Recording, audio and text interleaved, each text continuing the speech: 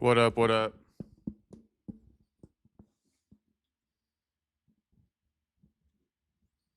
Shit, let's get this party started. You know what, Perfecto? Guess what I was just listening to? I wasn't even planning on playing this, but shit. I mean, we got Perfecto in the chat. I was just listening to the song Perfecto by NBA Youngboy.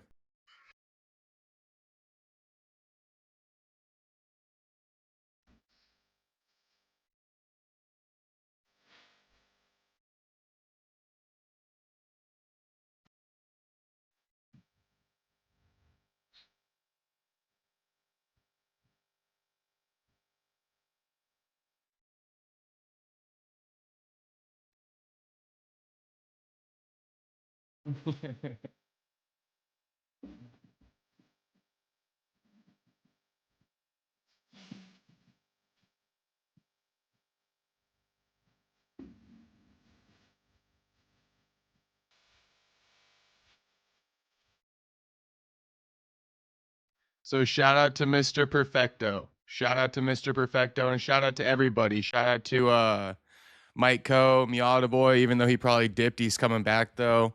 Shout out to Tyler Betts. Shout out to everybody. What's poppin'? What's poppin'? Shit. You guys can see that I just popped a pimple. All right. So, I mean, we got a lot of stuff to get into today, quite a few topics, but the most pressing topic, the headline of the evening, Gervonta Davis, finally arrested in Miami last night after a 2-week manhunt over domestic violence charges where his ex-girlfriend alleges that he essentially kidnapped her and beat the dog shit out of her at a strip club in Miami. Okay, that's the cliff notes. Now, by this point in time, Tank Davis has also appeared. Well, it goes without saying, but he ended up getting booked and all that stuff in a correctional facility in Miami.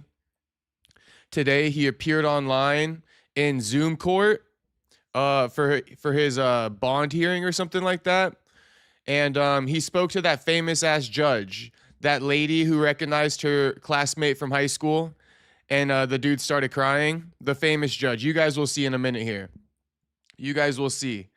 But and yeah, after that Zoom court hearing, Tank has posted bail. We got footage of him walking out of the courthouse. And then I figure, you know what I mean? We'll wrap it all up by just kind of like going back on Tank's history of DV allegations, because that's all they are DV allegations. There's been, footage of him getting handsy with his woman at an NBA game. There's been police calls, right? Where Juice saying he's a woman beater. I mean, it's tough, man. It's tough. He's never been convicted. But I mean, he's been accused over and over and over again. There was some call that like surfaced last year over like with one of his other girlfriends essentially. I'll try to find it for you guys, but she ended up dropping the charges there, and then in the past he's had his other girlfriends or baby mama drop the charges. So I mean, man, Tank, crazy guy.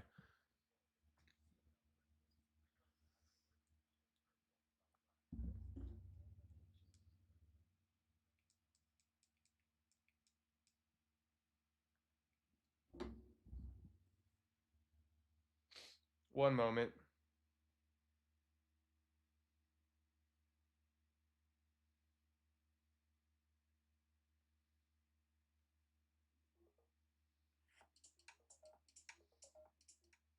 And that's also why tonight's thumbnail, it's got Tank in it, and it's it says he is done question mark, because without a conviction he can't be done.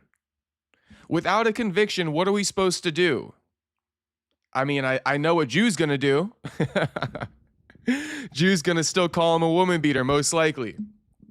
But I mean, I don't know. That's why there's a question mark.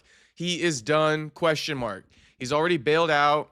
He had to post like a $16,000 bail, and I think he only had to pay half of it. So I think like he paid like 8,500 bail, and he got out of that bitch. So, let me go close my glass door outside, and then I'll come right back. But obviously, Just for the record, I'm gonna have to keep it down a little bit for my upstairs neighbor. But fuck her. I might get a little loud up in this bitch tonight. We don't know yet. Um, but yeah, that's pretty much it. Oh, and I was gonna say, while I'm out there shutting my door, like the damn stream, subscribe if you're not subscribed. I mean, we live every night. There is the occasional, one night that I might miss, but shit, we live every night, boys. Every fucking night. I'll be right back. Like the stream.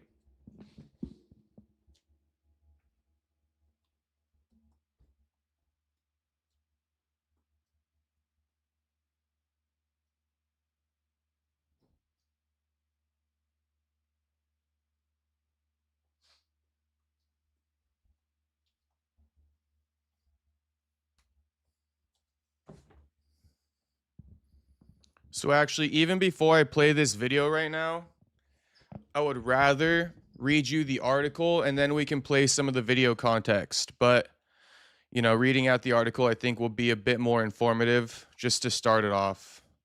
And it's not very long at all. Because again, there's not much to say. You can't really make any judgments yet. Because it's the classic, thing about, what if these women are just money hungry? What if they're just money grabs? So, can never say. Tyler Bet says it's 44 minutes till the next weigh-in. Okay, I got you, homie. Well, spoiler alert, I'm sure all you guys are already tapped in, but the main event's official. Volk and Diego were the first two to weigh in. So, I mean, we locked in.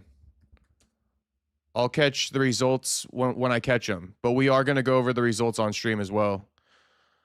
But I'm not going to be sitting on my hands waiting for each guy to weigh in. We might as well just, review it as a collective once they conclude. Gervonta Davis arrested.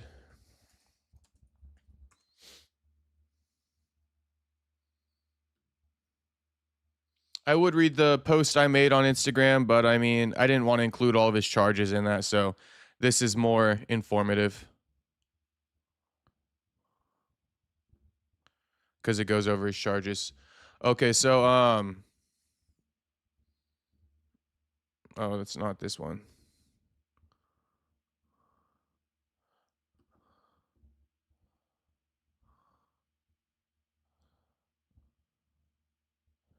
Okay, so it says former three-weight champion Gervonta Davis was apprehended in Miami on Wednesday, 2 weeks after an arrest warrant was issued on charges of battery, false imprisonment, and attempted kidnapping, Miami Gardens police announced.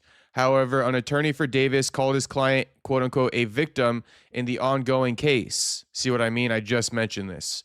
According to police, the department and the United States Marshal Fugitive Task Force conducted a 3-county surveillance operation to find Davis, taking him into custody Wednesday night without incident in the Miami Design District. And speaking of this surveillance operation, I've seen some tweets. Who knows if it's true or not, but I'll just tell you what I saw. People are claiming that, they used Instagram to find his coordinates or something like that. Who the fuck knows if it's true? Davis, 31, was booked at the Turner Guilford Night Correctional Center at 10 p.m. Wednesday, according to jail records. The arrest warrant was issued January 14th. Police say Davis entered a strip club October 27th and confronted his ex-girlfriend. Davis allegedly took the woman who worked at the strip club as a VIP cocktail server into the back room and attacked and restrained her. The police report says Davis grabbed the woman by her hair and throat and told her, quote, "You think I would not find you?" End quote. And then took her to the parking lot of the club where he eventually released her. The woman told police she met Davis in 2022 and that they dated for 5 months in 2025 before the relationship ended and she no longer communicated with him. The woman, Courtney Rossell, filed a report with Miami Gardens police and filed a separate civil complaint against Davis. Civil complaints always, dicey. It's money that they want in a civil complaint. You can't get a conviction on a civil complaint. Just pointing it out there. I'm not accusing her of shit. All right, don't even at me. Here's the quote. What the police said is exactly in line with our lawsuit. So whatever investigation they did, they determined it was enough to get a judge to sign off on an arrest warrant. The woman's attorney, Jeff Chukwuma, told ESPN on January 14th. The state attorney had to make the determination before, which coincides exactly with our civil complaint. Interesting. Earlier this month, the woman's civil case attorneys said in court that they attempted to serve Davis with the complaint multiple times but were unable to do so. The boxer's attorney issued a strong rebuttal to the accusations against his client. Gervonta Davis is actually a victim here, and I look forward to establishing that shocking narrative in court, attorney Simon Steckel told the Associated Press. What has happened to Gervonta Davis in this case will transcend the initial charges against him and expose a level of criminality which will be talked about long after his charges are resolved. See what I mean? You guys see what I mean? You guys see what I mean? Not to say anybody's right. I'm just telling you, see what I mean. You know, Davis is going to play, claim victim, and his girlfriend's going to claim victim too. So who's the real victim? Davis was training in October to fight Jake Paul at Casilla Center in Miami. He was pulled from the card after the lawsuit was filed and replaced by Anthony Joshua. He last fought in March, a draw against Lamont Roach Jr. Davis has a history of legal issues, including domestic violence charges. Many of the cases filed against him have been dropped. All of them have been dropped. He's never been convicted. In 2023, Davis was sentenced to 3 years of probation and a 90-day house arrest following a hit-and-run case in Baltimore. So, the time he did serve in jail had nothing to do with DV. So just to be clear, I just want to be clear about everything here. It was unclear how Davis's arrest in Florida would affect his probation in Maryland. Okay. Miata Boy says, so Davis is a piece of shit. I mean, not confirmed. Not confirmed. He's an alleged piece of shit. It's safe to say Gervonta Davis is an alleged piece of shit. It's safe to say Gervonta Davis could be a piece of shit. But is Gervonta Davis a piece of shit? We don't know yet. Okay, we don't know yet. What it do, homie? What it do, Juice Man? Shit, we just breaking down the Gervonta Davis story as expected. I see James Pond saying just because he tried to get him a haircut. What the hell? What the helly? James Pond also said, release the American Diaz files. I mean, shit. Don't ever forget it. We got the Diaz files on lock now. We got the Diaz files on lock. Shout out to the Diaz files. I don't foresee us having to release them. And, just shout out to the Diaz files. Not much else to say. But, Nick looked good in Vegas. Miata Boy says he keeps having this kind of stuff said about him. So, I mean, yeah, he does. It's no lie, Miata Boy. It's no lie. I don't know when you joined, but basically, Tank's claiming he's the victim. And that's what his attorney's going to argue in court. So, yeah. Juice Man saying, let's get the likes up for the homie. Yeah, let's run up those likes, boys. Let's run up those likes, please. And James Pond, keep dropping the chats, brother. I'm loving it. Okay, so with that being said, let's go ahead and take a look at the videos that, WPLG Local 10 has been posting. Gervonta Davis arrested by U.S. Marshals in Miami. Let's take a look at what they got to say.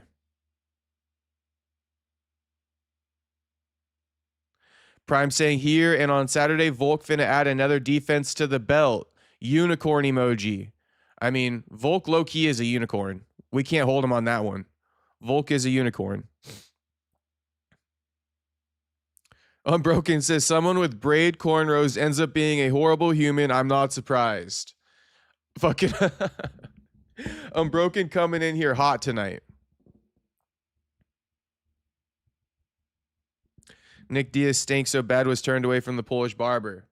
All right, let's continue. Oh, it's a goat emoji. My bad. My bad. He a goat, he a unicorn, he both.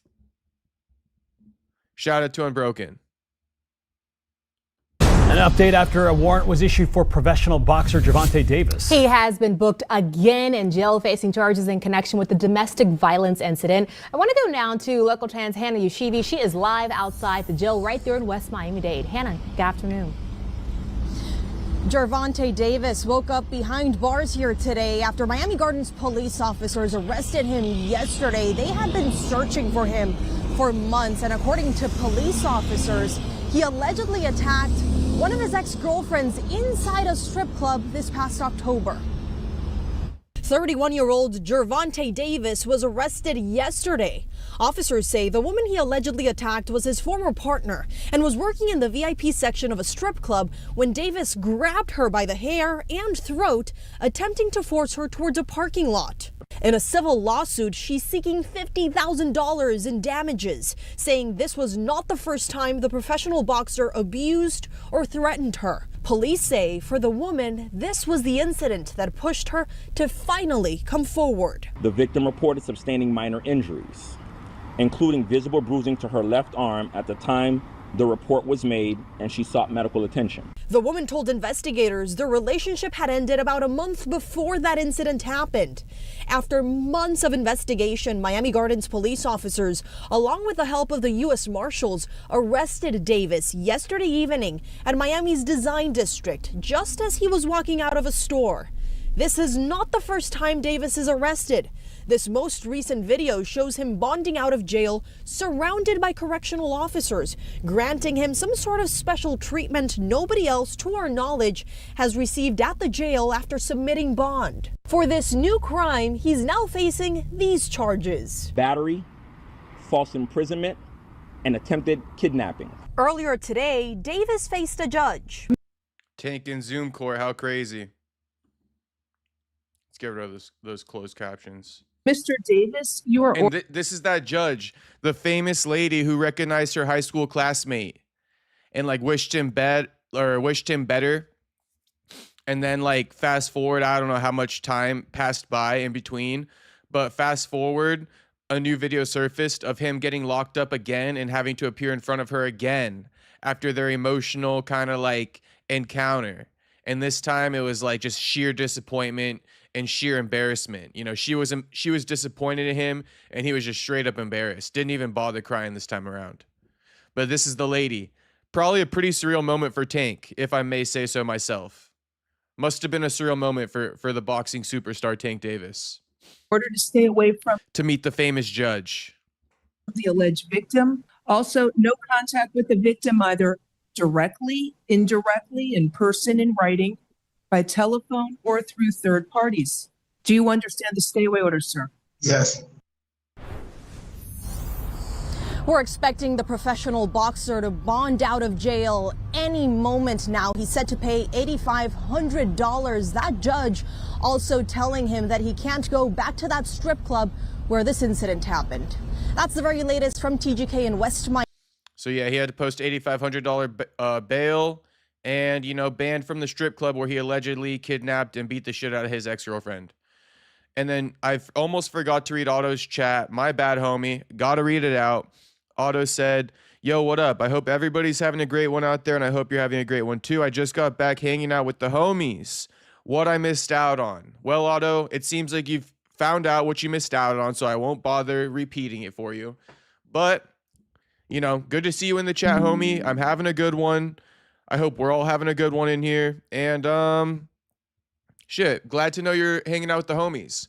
I got poker night with the homies again tomorrow night, but of course we're going to get that stream in first, but I'll be kicking it with the homies tomorrow night. We got a little bit of a poker night, a little barbecue action, some good vibes going into Saturday's, you know, pay-per-view card. You know, actually Saturday kind of a doubleheader. We got Teofimo Lopes versus Shakur Stevenson. And then we also got, you know, UFC 325. So tap in on Saturday. You know I love a good UFC boxing doubleheader. Who doesn't? I know who doesn't. Can you guys guess who doesn't?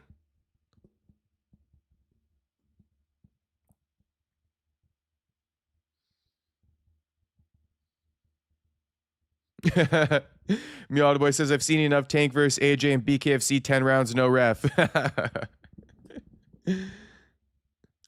And then Prime says, I know before the Roach fight, everyone was glazing Gervonta.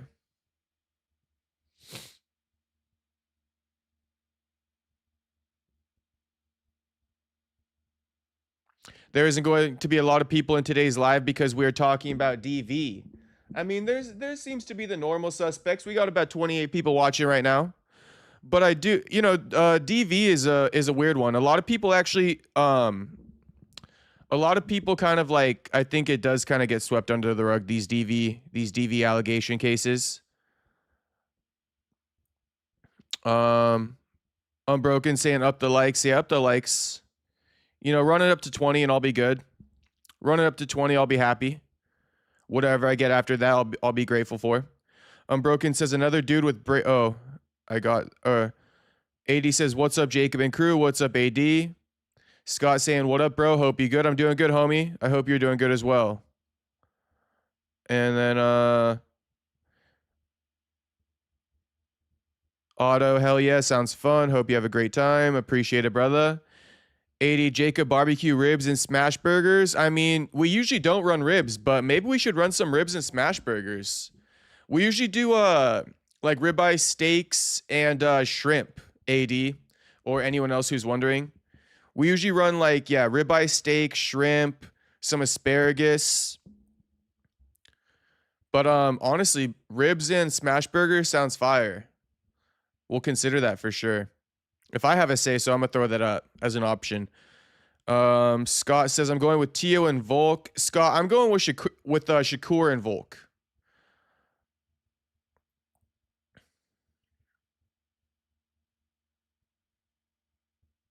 Miata Boy says, wait, so you can do all this villain shit Tank has been on, and all you got to do is pay $8,500? I mean, yeah, pretty much, Miata Boy.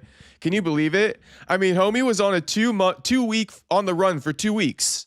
The U.S. Marshals and, I don't know, the police department, they put out a warrant for Tank's arrest. He was on the run for 2 fucking weeks. They arrest him, and all homie got to do is attend court through Zoom, pay $8,500 of his $16,000 bail. I mean, even if he had to pay the full $16,000, it's like, I feel like there was more resources wasted on catching his ass than what was spent on like him just getting out. Like, there had to have been all the collective pay for all the police officers who were trying to find his coordinates and shit. That had to have costed the city or the government more money than it costed Tank to bond out. But yeah, I mean, pretty crazy. Homie went on the run for 2 weeks, right? Gets a $16,000 bond and only has to pay $8,500 of it. Like, only in jail for like, I don't know, 12 hours, 16 hours. We're about to play the video of him getting out of jail.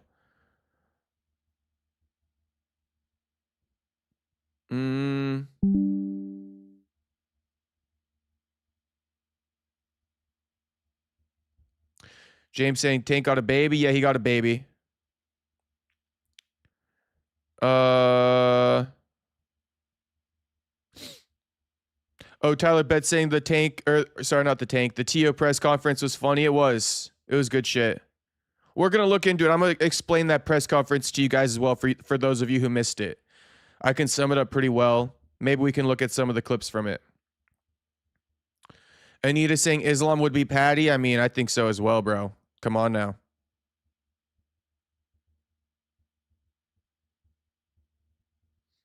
Unbroken telling me to wear clothes when I barbecue, wear more than a Speedo. I definitely will, homie. I definitely will.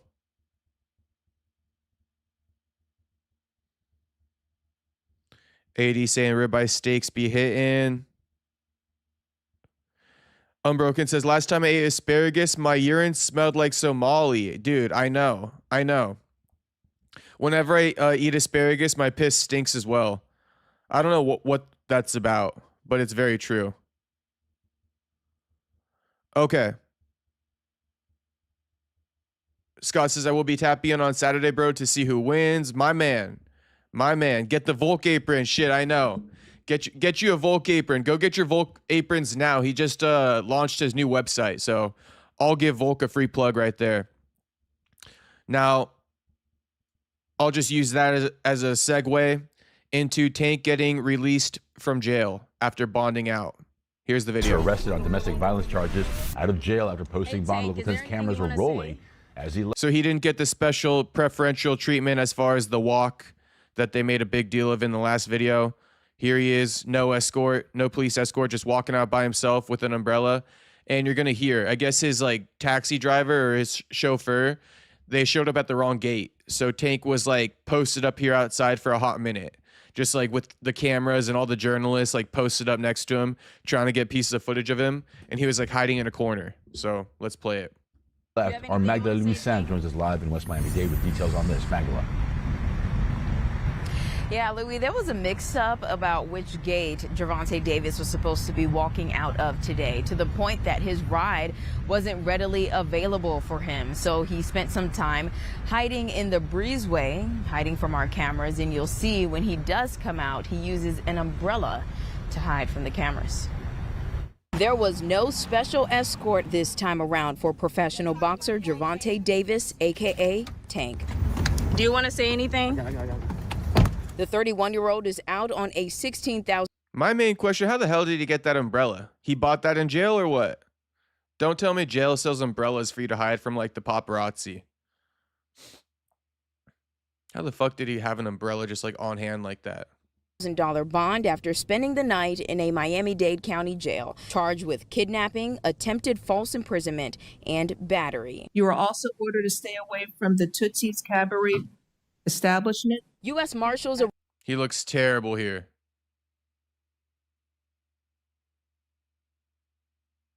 Boxing superstar in the red jumpsuit is crazy, man. Crazy.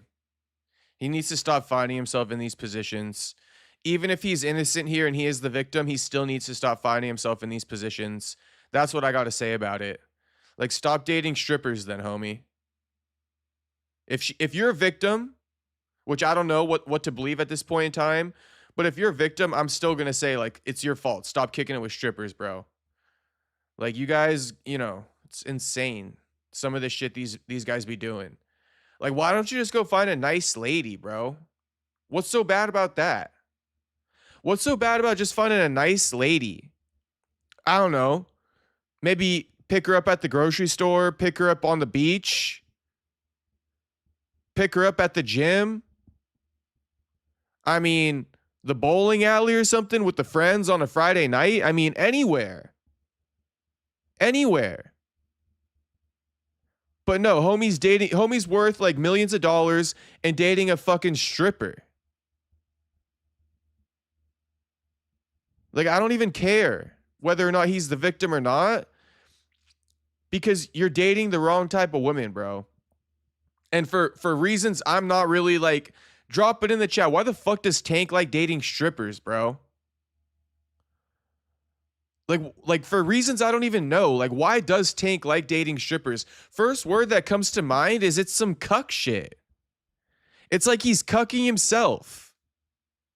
He's dating women who are like dancing on dudes in thongs. Taking dudes up to private rooms in the strip club, getting them to pay $1,000 for lap dances and blowjobs and all this stuff. Like, it's some self-cuckery at its finest. Jew saying mother issues. I mean, it sounds like mother issues. Some weird shit. Some weird shit. The only explanation I have as to why he kicks it and dates strippers is some cuck shit. Damn, Tank going out sad, shaking my head. He's too talented to throw his life away like this. Yeah, Gervonta Cuck Davis. Damn. He could learn from Ian Gary. We caught the predator. Damn, the boys are going off. Otto says, true, they do back deals. Some of these places do. Auto fixating on the back deals. Yes, homie, they do backroom deals in those bitches. I'm telling you. Tank dating chicks who take dudes up to the private room upstairs for $1,000 BJ. Okay, I'm not going to say the vulgar word twice. True Silence says, I mean, both his parents was hooked on drugs. Only mother issues is baby mama problems. Yeah. I mean, shit, man. I just figured I would share that with you guys. You know, that's my main opinion about this whole thing. Stop cucking yourself, bro. Stop dating strippers and whores. How about that? Stop dating strippers and whores, bro. Go find a nice pretty lady on the beach. The bowling alley, the gym, the grocery store. I mean, anywhere but a damn strip club. The movie theater, for Christ's sake, on a Friday night. I'm sure there's going to be a few baddies. You feel me? James Pond saying we saw Nick Diaz did drugs. Once again, the Roach effect. I mean, yeah, so people thinking that Tank's fallen off after the Roach fight, where it ended in a draw. 80 saying Gervonta probably has no role models. Well, I mean, if you realize who his role model was, it makes perfect sense. His two role models, Adrian Broner, Floyd Mayweather. I mean, Floyd Mayweather loves strippers more than Tank. You feel me? Where do you think Tank got it from? Floyd, you know, that's one toxic trait that Floyd gave all the damn boxers. Devin Haney, too. Be dating these fucking whores, bro. These whores. Devin Haney be blowing his money in strip clubs thinking it's cool. Bro, that shit ain't cool. That shit goofy as hell. Like, goofy as hell. Unless you're there for, like, a bachelor party, that shit is goofy as hell, I'm telling you. What excuse do you have to attend the strip club aside from a bachelor party? Like, how is it a flex that you go to these strip clubs and you spend thousands of dollars on women that you most likely won't even fucking, you know, get to crack? In my opinion, the bigger flex is going and hitting on a chick, picking her up out in public somewhere, right? What's the word? Run and gun style, and getting to crack without even having to take her on a fine dining date. You feel me? Getting to crack after taking her to In-N-Out. That's what's cool to me. That's a flex to me. Not going to a damn strip club, dropping tens of thousands of dollars in ones on these fucking whores, bro. Honestly, the saying has never been more fitting than it is now. Get right with yourself, homie. Tank, I'm talking to you. Get right with yourself, homie. Devin Haney, you too. All you boxers who go to the strip clubs. Okay? All you boxers who go to the strip clubs, get right with yourselves, homies. That shit gay as hell. Straight up. Prime saying, hey, Brandon Moreno twin, nice tips. Well, shit, I figured I'd give you boys some tips because we can't be looking to Gervonta Davis on how to, like, you know, maneuver with the women. Clearly ain't working out too well for him, even if he's never beat on any of them.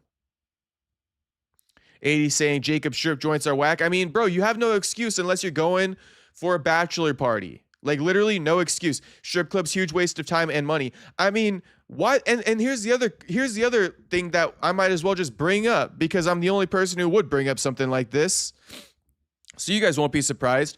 But like, why would you go to a strip club over fucking like I'm trying to like find the PG friendly word for it in case she can hear me upstairs. Why would you go to a strip club over a tuggy place? You feel me? Like, I would choose going and getting a tuggy 10 times out of 10 times over going to the strip club. Okay? It's cheaper and you're getting more action probably. Tell me I'm wrong. Tell me I'm lying. Okay? So it's like these guys be going to the strip clubs. It's like, I would go get a tuggy before I go to the strip club. It's cheaper and you get more action. Shout out to Bobby Green. I know he owns a strip club in Los Angeles. And, you know, if you boys want to frequent that one, show, UFC fighter Bobby King Green some love, I wouldn't blame you. But, you know, so now you got two excuses. You can either go to Bobby Green's strip club in Los Angeles, or you can go to a strip club anywhere around the world as long as it's for somebody's bachelor party. Unbroken says, Tuggy, a rap concert, you mean? By Tuggy, I mean going to a fucking Asian massage parlor and getting jerked, okay? I mean, how much more clear do I have to be? Jew says, some tug spots like $60. I mean, Jew, that's what I'm talking about, homie. $60, a little tip on top, and you're good to go. You're straight up good to go. I mean, you can make it out, right, with a Tuggy for like less than $100. Shit, give her a blue-faced baby and call it a day. You know what I mean, Jew? Shit, just make it a blue-faced baby. $60 for the hour. Toss her a blue-faced baby. Tell her keep the change, right? Make it out of there with $100. You got more action than you would spending a grand at the strip club. So, come on, boys. You know, we always got to keep it real over here. Give you guys the real game. All right? We got to give you guys the real game. Jew saying sub tug spots like 60 is killing me. Jew, I actually there was a tuggy spot that popped up on my timeline. So funny we're talking about this. I think I saved it. And I thought about you, Jew. And good thing you're in the stream today. Did I save it or no? Damn, nah. My save post be tripping sometimes though. Anyway, there was a tuggy spot with a 209 number. I think it was like called AA Massage or something. Apparently groups of men were going in there and getting tuggies. But that place got shut down in the 209. Tyler Betts says, LOL, neighbor thinks you're playing Call of Duty giving this speech. I know. She probably thinks like I'm chopping it up with the chat right now. Or with the lobby, the Call of Duty lobby. 80 saying, Jacob, if a motherfucker looks in the right places, he finds a good lady out there. Bro, there's millions of good ladies out there. Like literally, there's too many. There's endless.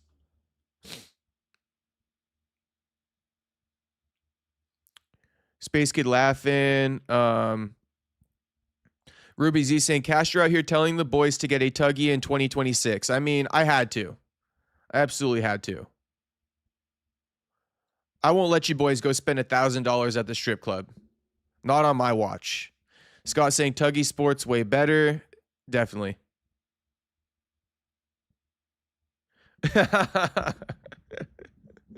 Tyler Betts says, sometimes you're just in the mood to see LaShonda instead of Ling Ling. Tyler Betts. That is true. That is true. If you want a black chick, I mean, it's going to be tough to find one at one of those tuggy parlors. All right. You might have to hit up the strip club for that one. If you want a LaShonda, you most definitely are going to have to go to the strip club for that. I got to give it to Tyler Betts on that one.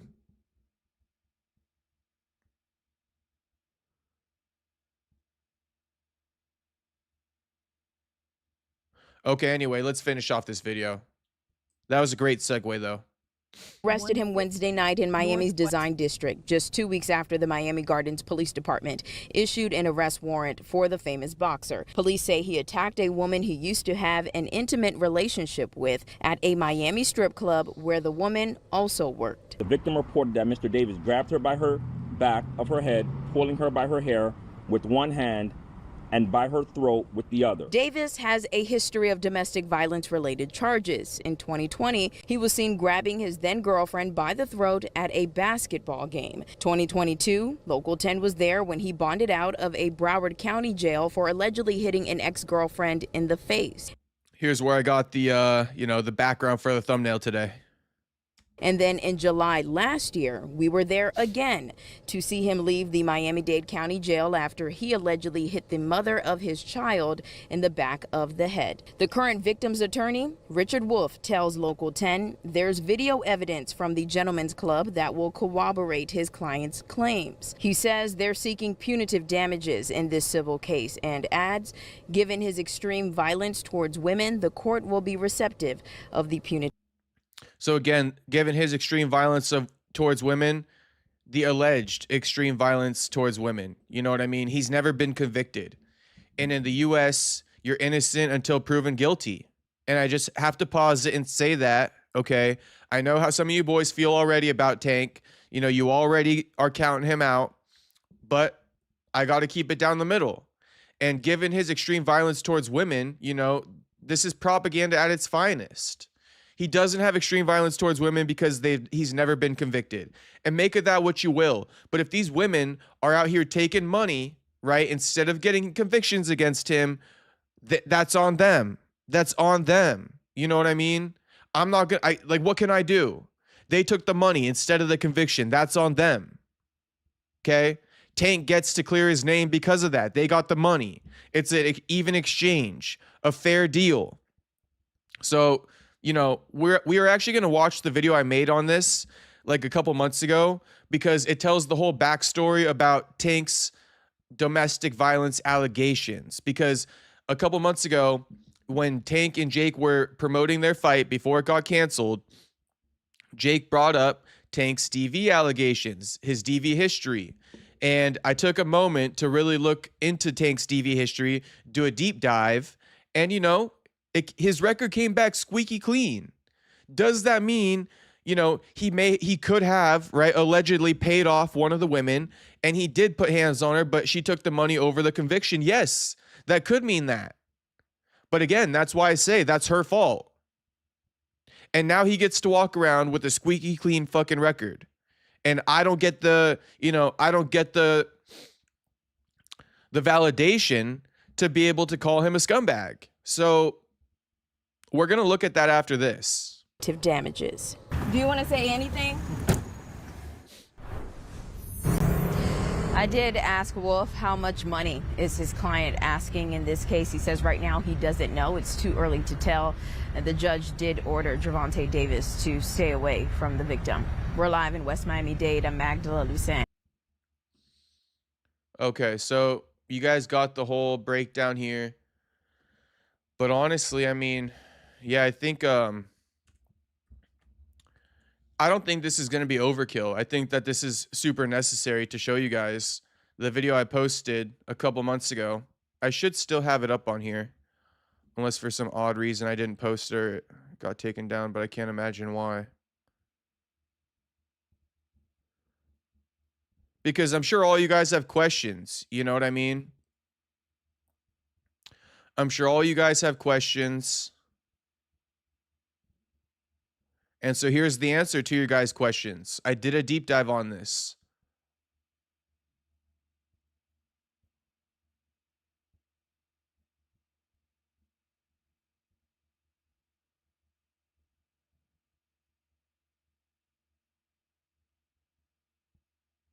Okay, here it is. It's a 10-minute video, so it's not even very long. It's not even very long. Okay, you guys can listen to this. I'll pretty much I'll just step away. I'll take myself off the screen. I'll let you guys listen to this 10-minute deep dive. Little 10-minute deep dive. I'm curious, Tank, when you walk into the ring, how much you think you'll weigh? When I walk in the ring? Yeah. With or without the ankle monitor on? That's corny. That's super corny. I don't know how much I'll weigh. And the handcuffs too. Huh? What are you talking about, fam? How do you win this fight? That outfit is trash. For real. That outfit is garbage. Thank you. That hairstyle. Anybody that ever rocked a mohawk is a fucking clown. We all know this. Anybody rocked a mohawk. Name You want to see clowns? You want to see clowns? Gervonta, you're the fucking clown, buddy. You're the fucking clown, Gervonta. Any man who puts his hands on a woman is the clown.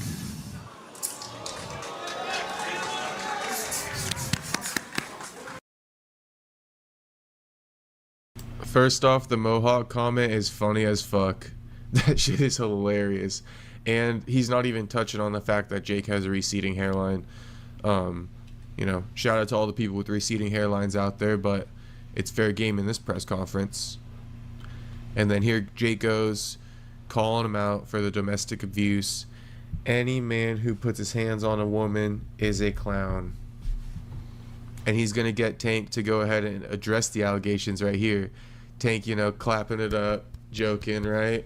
But he's about to address the allegations. He got a little bit, you know, enough to make him address it. We got these clowns coming out making balloon animals and shit, so Jake's doing his thing. I got you a poodle. Now, okay. Now, since we on this, if I put my hands on females or anything like that, right?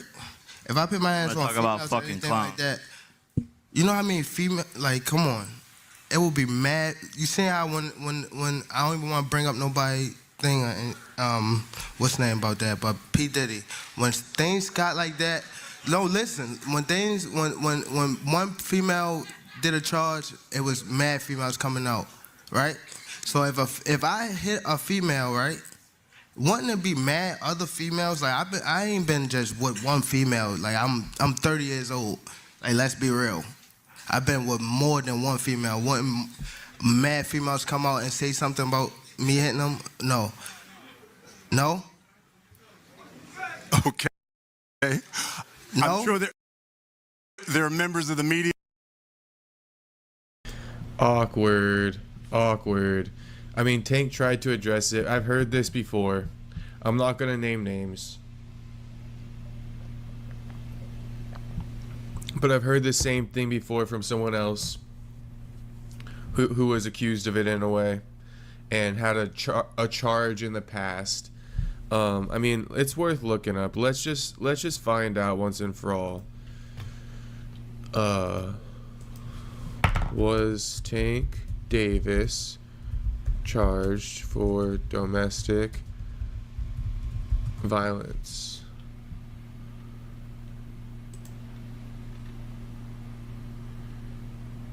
Gervonta Davis arrested, boxer jailed on domestic violence charge in Florida. Was arrested Friday, July 11th of this year on one count of domestic battery violence in Florida. Arrest stemmed from an incident on June 15th that involved an ex-girlfriend who is the mother of two of Davis's children, according to the arrest report.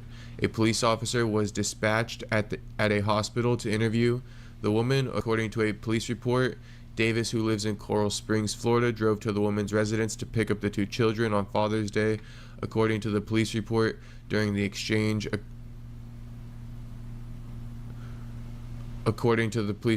verbal altercation occurred and escalated into a physical confrontation. Oh my goodness gracious, I think they did not proofread this article. According to the report, the victim said the defendant instructed her to remove the children from his vehicle, stating he no longer intended to take them. While she was positioned at the rear passenger door and leaning forward to retrieve her daughter from the back seat, the defendant, positioned in the driver's seat, struck her in the back of the head, according to the police report. According to the victim, the defendant then proceeded to slap her on the right side of her face, according to the police report, in which the woman's apparent injury is redacted. Following the incident, according to the arrest report, the victim sent a text message to her mother informing her that the defendant was physically assaulting her and requesting her mother come outside. The mother confirmed receiving the messages and in response exited the residence and saw the victim visibly distressed and crying while engaged in a verbal altercation with the defendant, according to the report. The victim provided a video recording from a personal phone that documents the verbal altercation between herself and the defendant, according to the police report. I think we saw this.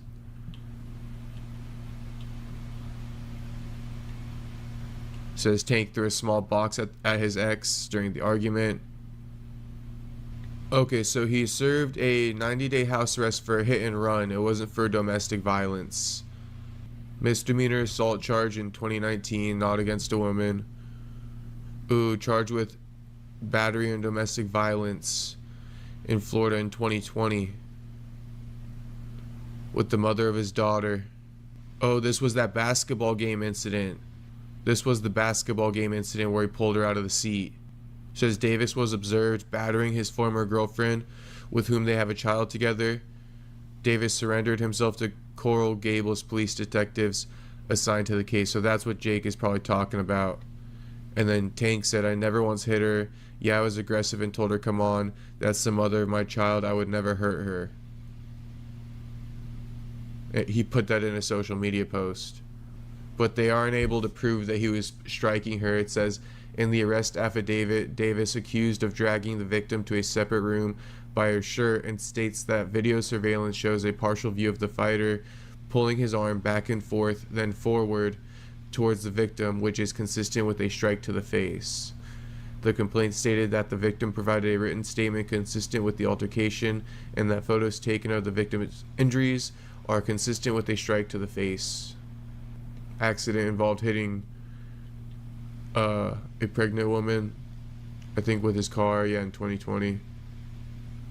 Took a plea deal for the hit and run, did 60 days of house arrest. Misdemeanor charges, accused of striking the mother of his children again. Oh no, this is from that February charge. Davis's misdemeanor charges in Coral Gables, Florida, where he had been accused of striking the mother of his children in February 2020. That case was discharged, according to court records. So it was discharged. And then in 2022, a couple weeks later, he was arrested after allegedly striking a woman with a closed hand type slap. Tank denied it and said, "I never put my hands on my child mother nor my effing daughter. Are you effing crazy? I'm not a monster. I've been quiet for too long. That's the only reason I'm doing this now, just to clear my name." So Tank has denied all allegations. All allegations. And not only has he denied them, but one of them, was discharged. So we gotta, it's the court's law to prove this shit. And if you don't got it on paper, it's not my job to convict the man. Davis was released Wednesday following a court hearing where bail was set at $1,000. The woman who called police to report Davis said he did not harm me or our daughter. So she redacted her statement. Made an unnecessary call to law enforcement. That's what she said in a statement on her Instagram. She wants to succeed in the co-parenting dynamic. So it sounds like she's a crazy BM. You know what I mean? Davis's biggest issue is his traffic violations. There's this one. Davis was arraigned in Fort Lauderdale in connection with a December 27th misdemeanor domestic violence charge, which he's denying, and she already denied it. So Florida prosecutors dropped all charges of domestic violence against Tank on December 27th because the woman didn't wish to press charges. So as far as we know, Tank hasn't really abused women. Jake's low-key a little bit out of pocket. I don't know. The only issue is the latest one from this year. So we'll see how that one plays out. But all of Tank's previous ones have cleared his name. Maybe he just got a crazy baby mama. Maybe he's got a point, man. Maybe he's got a point. He doesn't have a real charge. And he's saying, I've been with plenty of women in my day. Why don't more women say I abused them? Okay. All right.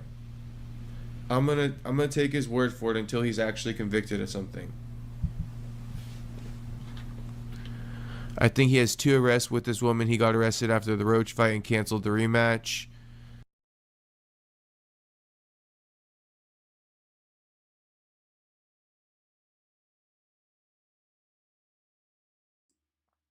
Okay.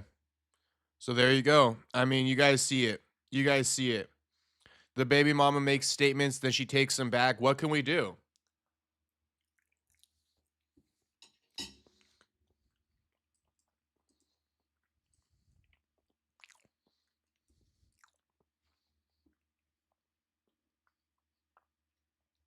There's not much we can do.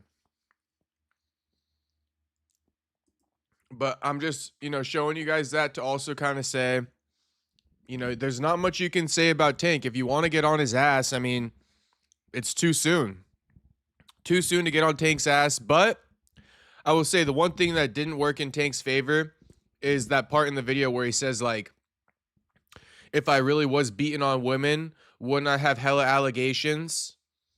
And it's like, well, yeah, bro. I mean, considering the allegation that you got on you this year before this allegation just came up about you, now you got 2 new allegations on top of the history you got with your baby mama. So, that's the one thing that doesn't work in Tank's favor. He's saying, if this is true about me, that I beat women, wouldn't more women come out and say this about me because I've been with a lot of chicks? And, I mean, more women have come out and said this about you now, homie. We got 3 women,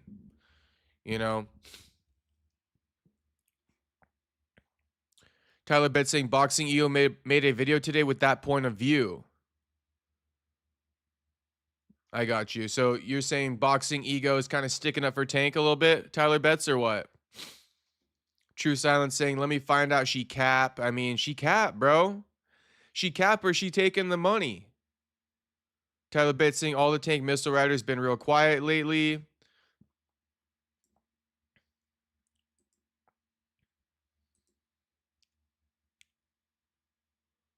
I don't know why they would be so quiet because I just kind of showed you, you know, they could be on the narrative of saying he's never been convicted. True Science says, damn, bruh, put her through hell, ruined his prime.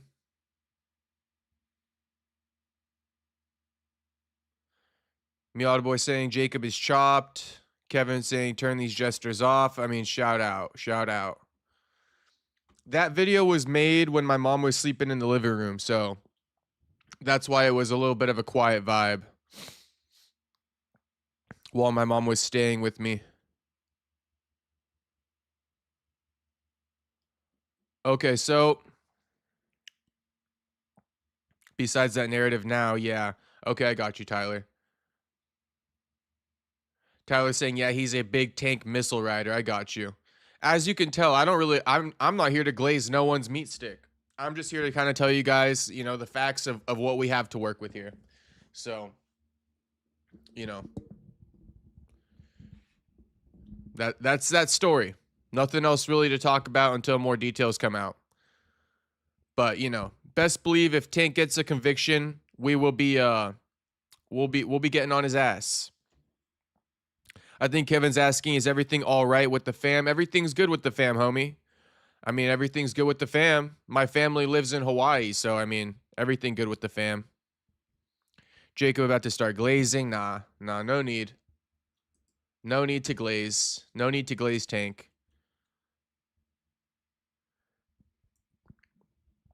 All right, so Anthony Joshua, he held back tears in this statement he issued after the passing of his friends, Sina, Ghami, Kevin, Ayodele. We all know by now, AJ was involved in that car crash that killed his two friends in Nigeria. Now he's back home. Been, I don't know, maybe about a month or so since the incident happened. And this is his first, like, video message, I would say. He's made some tweets. This is his first, like, almost sincere video message. He might have done one other video message since, but I mean, you know, this is one of the first statements we're hearing from him. Jacob bailed out Tank. I don't even got 8,500 to bail out Tank if I wanted to. All right, let's play AJ's video, but before we play it, let's read it. He captioned this post, a short message from the heart, my brother's keeper for life. I also want to take a moment to show a massive amount of appreciation to the first responders, to everyone who rushed to help Lats and Sina, to those who helped me get to the hospital, and to all the locals who prayed for us at the scene, to the doctors and nurses at Lagoon Hospital, Ikoyi, including Dr. Ogun Yonkin, Dr. Tosin, and Dr. Nina Lowo. Thank you for your care. My appreciation also goes to the British Deputy High Commissioner and Deputy Head of Mission, Simon Field. I would also like to give a massive thank you as well to Uncle Femi Otedola and Alhaji Aliko for all their logistical support. Without you guys, the transition back to the UK wouldn't have been as smooth. You truly went above and beyond. I also like to acknowledge Senator Daisy Danjuma, the Honorable Commissioners for Health in Ogun and Lagos States, Dr. Kayode. Bro, why are you just name dropping everybody? I don't need to read this. I'm not going to read it. It's just a bunch of name dropping. Okay. Let's hear from fucking AJ. Sorry about that. I didn't know it was a bunch of name dropping. But AJ holds back tears at about the 3-minute mark, so stay tuned. One, I trust you're all well. I hope you're all well. So, I'm here in front of a camera. Unfortunately, I'm not speaking to all of you people live. If you know my character, I'll much prefer to do that, but there's what I want, and then there's reality. So this is the best way I could reach out to all of you far and wide, worldwide, who are showing so much love, care, support through that tragic, traumatic time where we lost Lopes and Sina in Nigeria. Look, the last time I spoke to you guys was in Miami. You know, we had so many plans to wrap up 2025, and we were on a mission. We were on a mission. We went back home, went to see our families, and everything just got flipped upside on its head. And yeah, it's God's the best planner. We can't plan. We can plan to the best of our capabilities, but you know, that was such an unforeseen circumstance that was out of all of our controls. And not only did I not even want to talk about myself, not only did their parents, their uncles, their cousins, their friends, and myself lose like two great men. We lost people that we dearly care about and have been like major players in all of our lives, major players in all of our lives. It's tough, it's really tough. Like, I'm not gonna sit here and show all of my emotions. I know in today's day and age, it's easy to microanalyze people and, you know, pass judgment, but, you know, I know what I feel, and that's what that matters to me. I know what my duty is. You know, they're my brothers, they're my friends, first and foremost. Then we became business partners, we became hustlers, we became lieutenants, we became generals, we became everything. We became housemates, we were living together, do you know what I mean?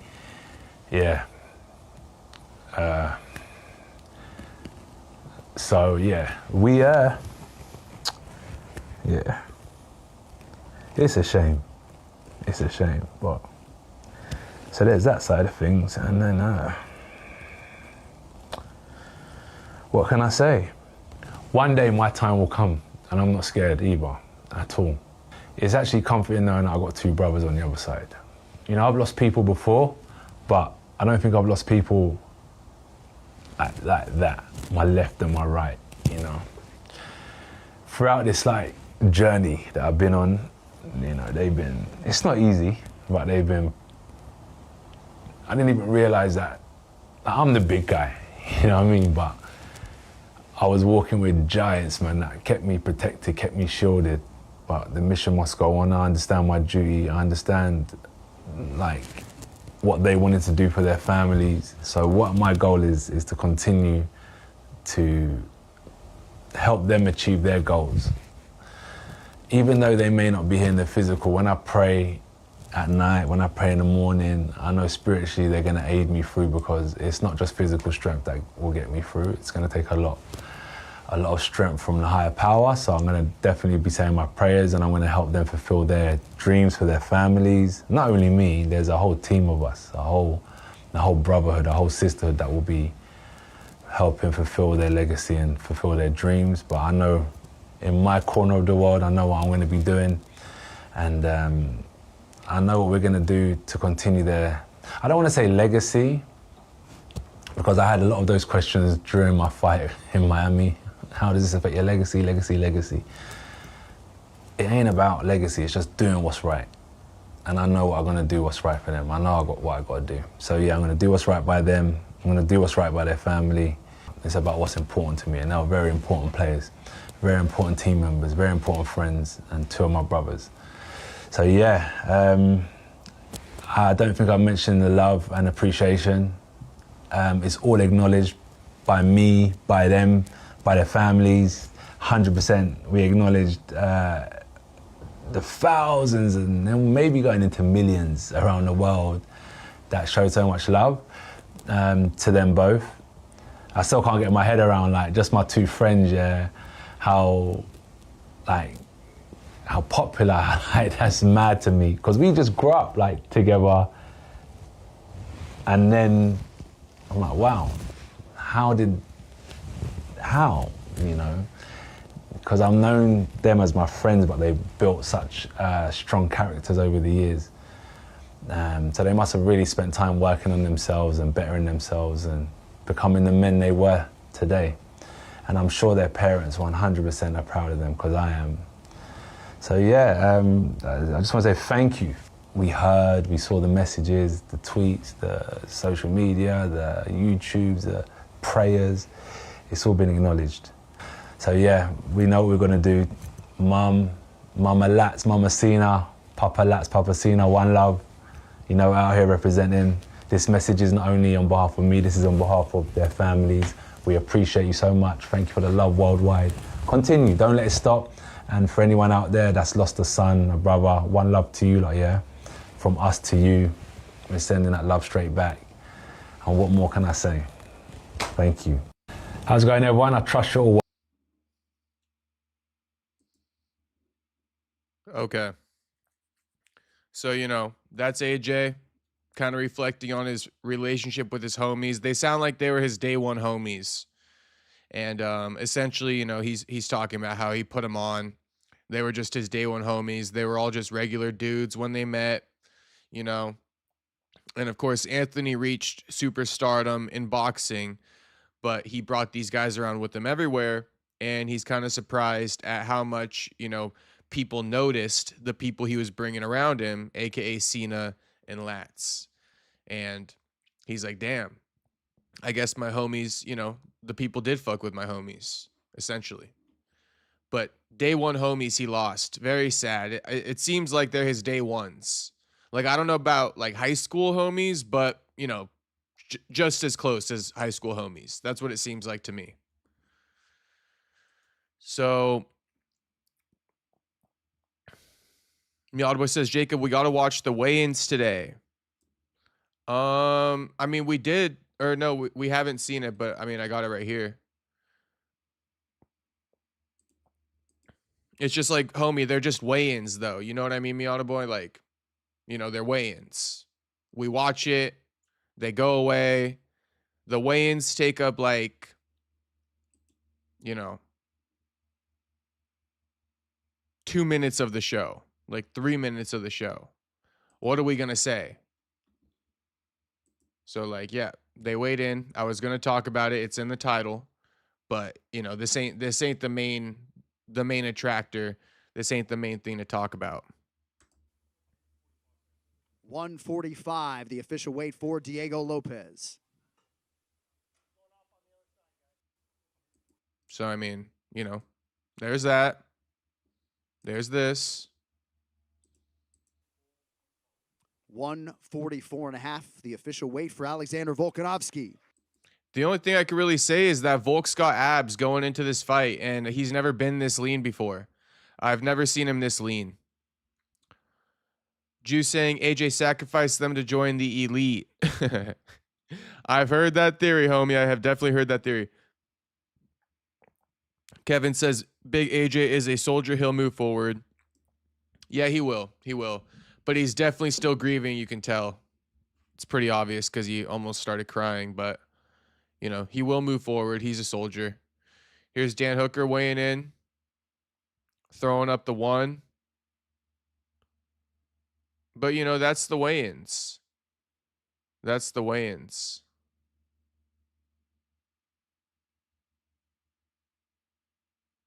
I mean, homie got a pretty awkward flex, but that's okay. BSD made weight. Looking like a psychopath. Love to see it. Jamie Malarkey. Ruby Z saying AJ did the sacrifice in O-Gun territory.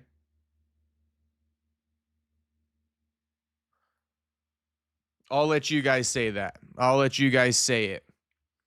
But, you know, I'll just say this. I find that whole human sacrifice thing, that whole, you know, Illuminati thing to be very interesting. If I could just say that. That ain't no confirmation of your guys' conspiracy. But I find all that stuff very, very interesting. Humiliation rituals, human sacrifices. I find that stuff very interesting. It's like, where did it come from? Oh, Miad Boy says the ceremonials. I mean, I don't know when the ceremonials are on.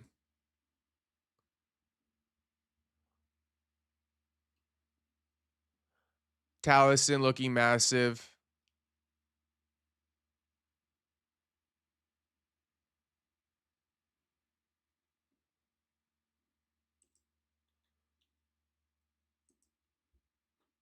What time the ceremonial's on?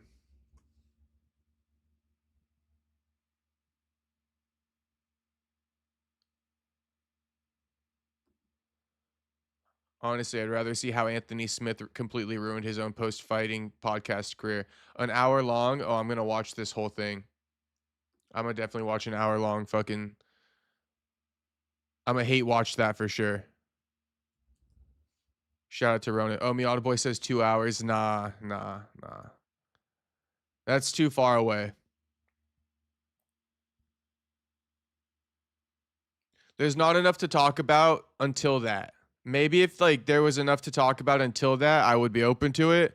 But I already know there's not enough to talk about. In fact, there's, we're about to wrap it up right now. I got a few more things for you guys because, I like to bring the entertainment. But aside from what I'm about to bring you guys, I mean, this is going to be pretty much it. I got a couple things to tell you about this press conference. And it's not like this is going to be done in 5 minutes. So it's a decent little segment we got here. But okay, so we got the Shakur Tio fight coming up this weekend. I'm rocking with Shakur. In case you guys don't know, let's do a poll. Tio or Shakur? Tio, Shakur. And yeah, they had this press conference. If I'm not mistaken, I think Shakur is moving up in weight to challenge Tio. Tio is the reigning champion at the weight class they're competing at. Before I explain to you what kind of went down in this press conference, I will just confirm that.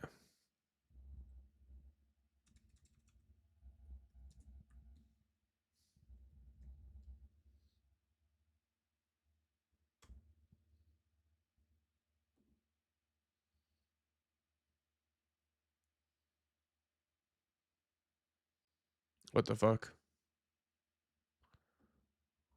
Fine.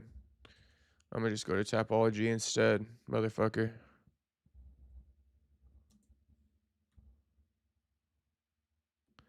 Okay, Shakur Stevenson, 24-0.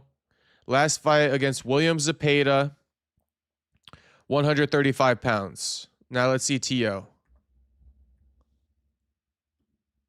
The Takeover, 22-1. Last fight, Arnold Barboza, 140 pounds. Where is this fight getting contested? 140, because Tio defended his titles in that last belt. In that last bout, he defended the Ring Magazine title and the WBO World Super Lightweight titles. Same titles are going to be on the line this Saturday. So, Shakur moving up from 135 to 140. And it's not like it's going to be a crazy move up because the fight before oh no, wait, this is Tio's. Let me see here. No, yeah. So Shakur's been fighting at 35. I thought that Shakur might have had some history at 40, but no, he'd been fighting at 35. So he's straight moving up. And I'm gonna predict it, and he went from 130 as well to 135. Now he's progressing up to 140.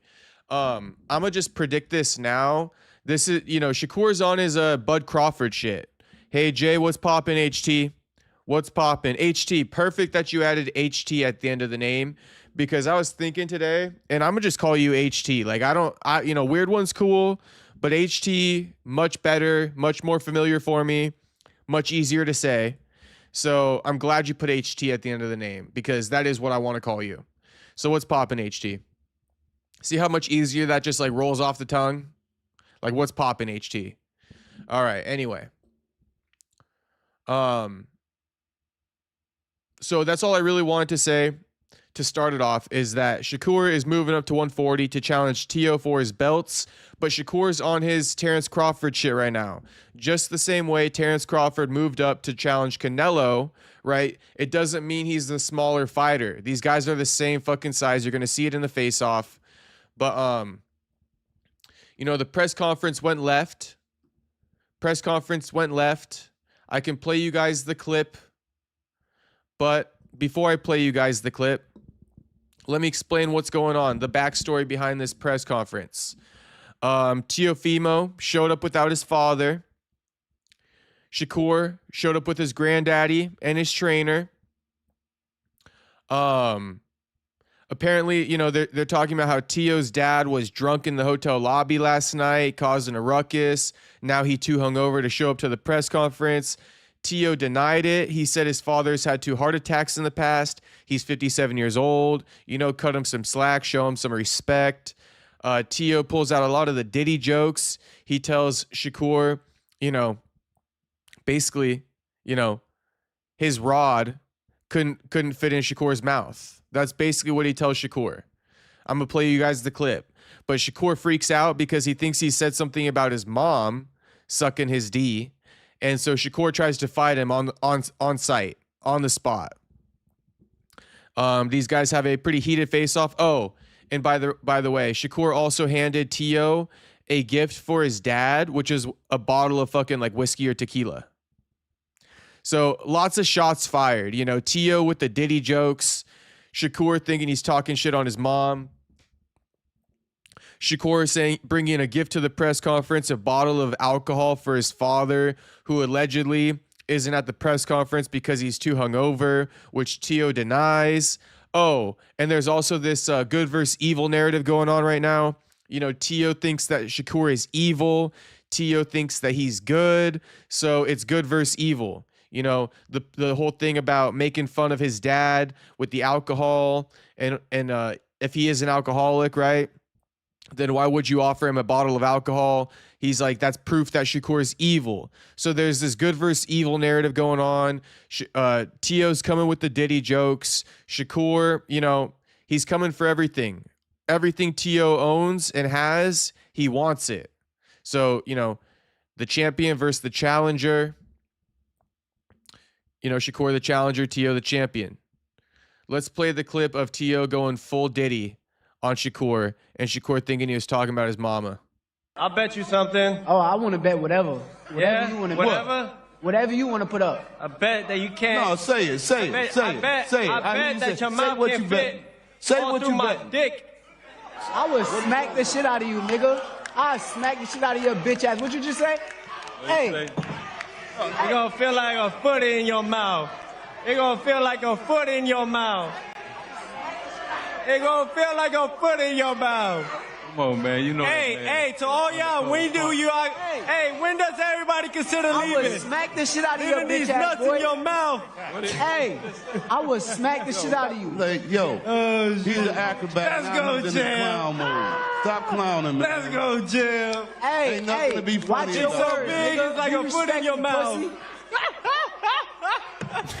Hey, look how they get riled up. Oh, shit. Yo, can it be Saturday already? All right. Let it be Saturday already. He said something about his mother.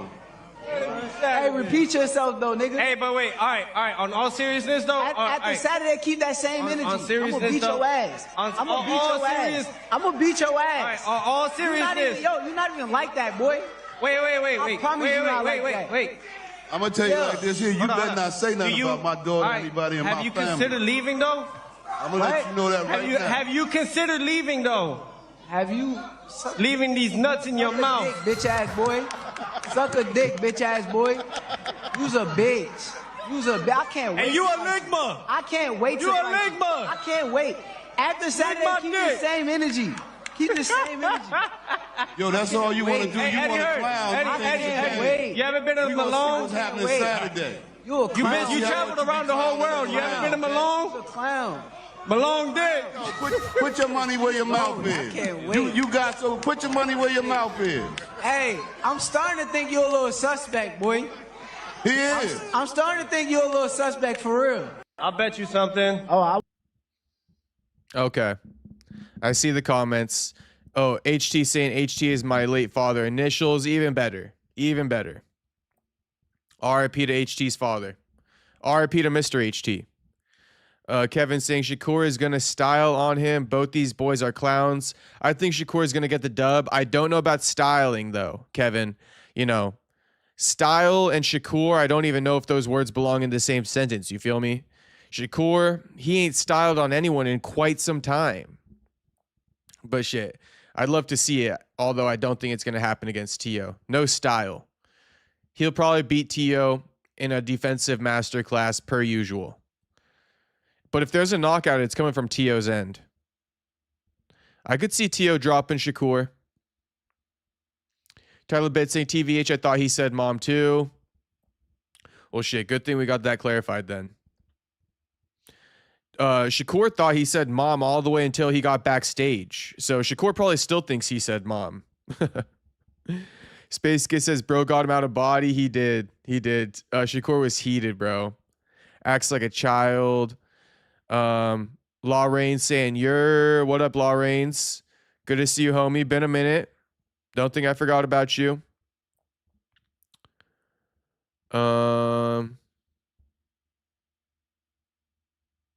Unbroken saying they giving Playboy Cardi and Lil Nas X a run for their money.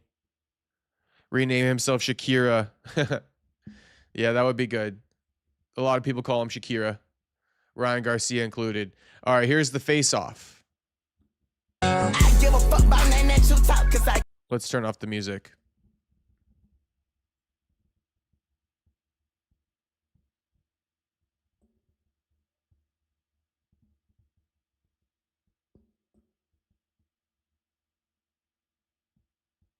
Heated. Shakur starts jawing at him. Tio looking composed. I will say, you know, Tio without his father, you know, it's a bit like Tio here by himself. You know, Tio always got his pops in his corner, right behind him, always talking shit to his opponents. You know, right now it's just Tio Jr., right? He don't even got Senior with him. So Tio, you know, without his father, it is definitely a missing element to the build up to the fight, to his fight camp. Hopefully Senior is doing okay. But, you know, all Tio got behind him right now is his bodyguard. You see what I mean? Versus Shakur got his coaches, you know, Eddie Hearn. Tio there by himself pulling up on Shakur Dolo. So you do got to respect it. Tio pulling up on him Dolo as the champ. Hopefully Senior doing all right. Shakur hits him with a little shoulder check at the end of this face-off.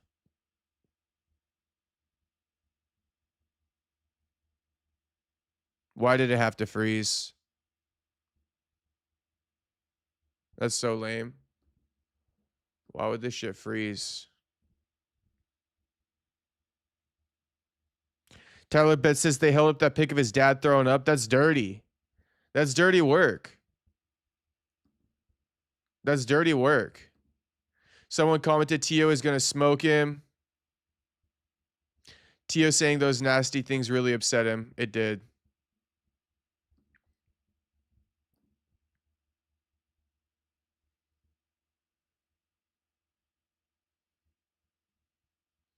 I also did want to point something out to you guys. I just feel like it's necessary. Okay, Keyshawn Davis faced off with his opponent. You know, Keyshawn Davis be popping his shit. I don't know whether or not I like it. I don't know whether or not I like Keyshawn Davis popping his shit the way he normally does. But AJ was not in the crashed SUV, says hello. Oh my goodness gracious. I mean, what a name hopping in here. AJ was not in the crashed SUV. I mean, what's popping? Welcome to the chat, homie. Why am I showing you Keyshawn Davis's face-off right now? Because at the end of his face-off, Keyshawn Davis, he throws up the threes, okay? Now, the threes can also be Bs for bloods. Okay, now don't call me no gangbanger. Don't call me no gangbanger now. I'm just explaining something, and I want an answer for it. Okay, like I'm saying, Keyshawn Davis, you're going to see him throwing up the threes. Now, the threes are also B's for bloods. Okay, so I just want to know, is Keyshawn a blood? Is he throwing up the set? Is he what set is he throwing up? You know, is that bloods? What affiliation does this guy got? Because he throws up the threes every chance he gets. You know, I hear in St. Louis they throw up the fours. Okay, so you'll see this one a lot too. This is another blood affiliation, throwing up the fours. So I just want to know, what is throwing up the set, Castro, throwing up the set. I mean, I just want to know. Keyshawn is always throwing up the threes. I just told you, in St. Louis, they throw up the fours. Okay? Both mean bloods. And I'm just kind of curious, like, is homie a blood? Because he's straight throwing up the set. You're about to see it. Home state of Virginia. Sergio, right now, though, he says he's the... And you see how Keyshawn pops his shit. Let's rewind that real quick. Keyshawn, like, walked up on him, like, speed walking style. Keyshawn loves to talk shit. And I don't know how I feel about it. You guys tell me how you feel about it. Happened in his home state of Virginia. Sergio, right now, though, he says he's the amazing Keyshawn Davis. What do you expect to see when the bell rings against Carlos Ortiz? I don't want to see what I've been seeing with Keyshawn Davis. The businessman needs to get back to business. He has the skill, he has the resume, he has the world championship caliber and the talent. Now is just time to be yourself again, man. And this is someone that is going to be there in front of you to shine. Castro has lost the champions. Keyshawn Davis is cut from that championship material. This is how you prove that you belong on the big stage, on a new weight division, in a new night here in the Mecca. Yes, I'm not sure the businessman works as a moniker after what happened last year. To be honest with you guys, talking like this is cool. It's cool. But you really cannot lose. You really cannot lose talking like this. I mean, you talking super, super spicy. Super, super, super spicy. You better be Floyd Mayweather if you're talking this spicy. Because it's tough to lose if you're talking this spicy. I see someone saying Keyshawn on PEDs. I don't know if that's true or not, but he got crazy energy to him. Keyshawn definitely got crazy energy. The only problems Keyshawn's had in the past is weight issues. So let's see if he can make weight. But Jermaine Ortiz, the technician, he's called out for a reason. Here it is. He throws up the threes. After what happened last year. But Jermaine Ortiz, the technician, he's called out. Okay, so I want to know, is Keyshawn Davis a blood? Here he is throwing up the set again. I'm telling you guys, every chance he gets, he throws up the set. I see someone saying, True Silence says Keyshawn from Virginia. Keyshawn from Virginia, DMV. Okay, well, that just sounds like the hood. That just sounds like the hood. Virginia, the DMV? I don't even know what the DMV is, but that sounds fucking ghetto. So, I mean, yeah, what gang affiliation does he have? That would be my question. What gang affiliation does he have? He be throwing up the set. Keyshawn Davis, a full-on blood. We don't even know it. For a reason. Great fundamentals, great jab, and he's proven again twice on the world-class level against... Okay, so True Silence said Bloods would be more DC. Virginia is just hoods rather than blue/Crip. Okay, all right. We maybe I'll clip this segment off and post it on social media, but I need an answer. I definitely need an answer. True Silence saying DMV, DC, Maryland, Virginia. Virginia, mostly suburbs, but some parts grimy. Oh, interesting. So don't let me find out that Keyshawn is from the suburbs throwing up sets like that. He better not be from the suburbs. And I don't think he is. He's probably from the hood in Virginia.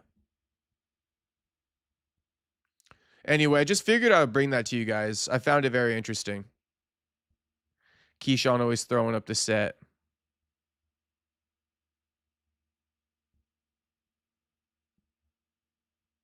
And, you know, I basically explained the press conference to you. There's not really a need to watch it anymore.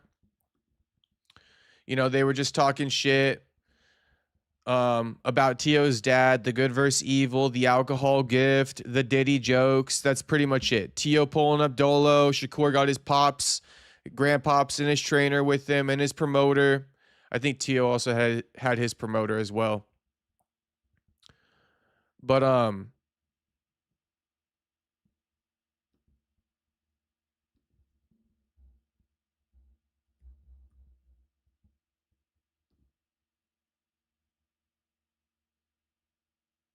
let's take a look. Let's take a look at Tio's little backstage interview after the press conference.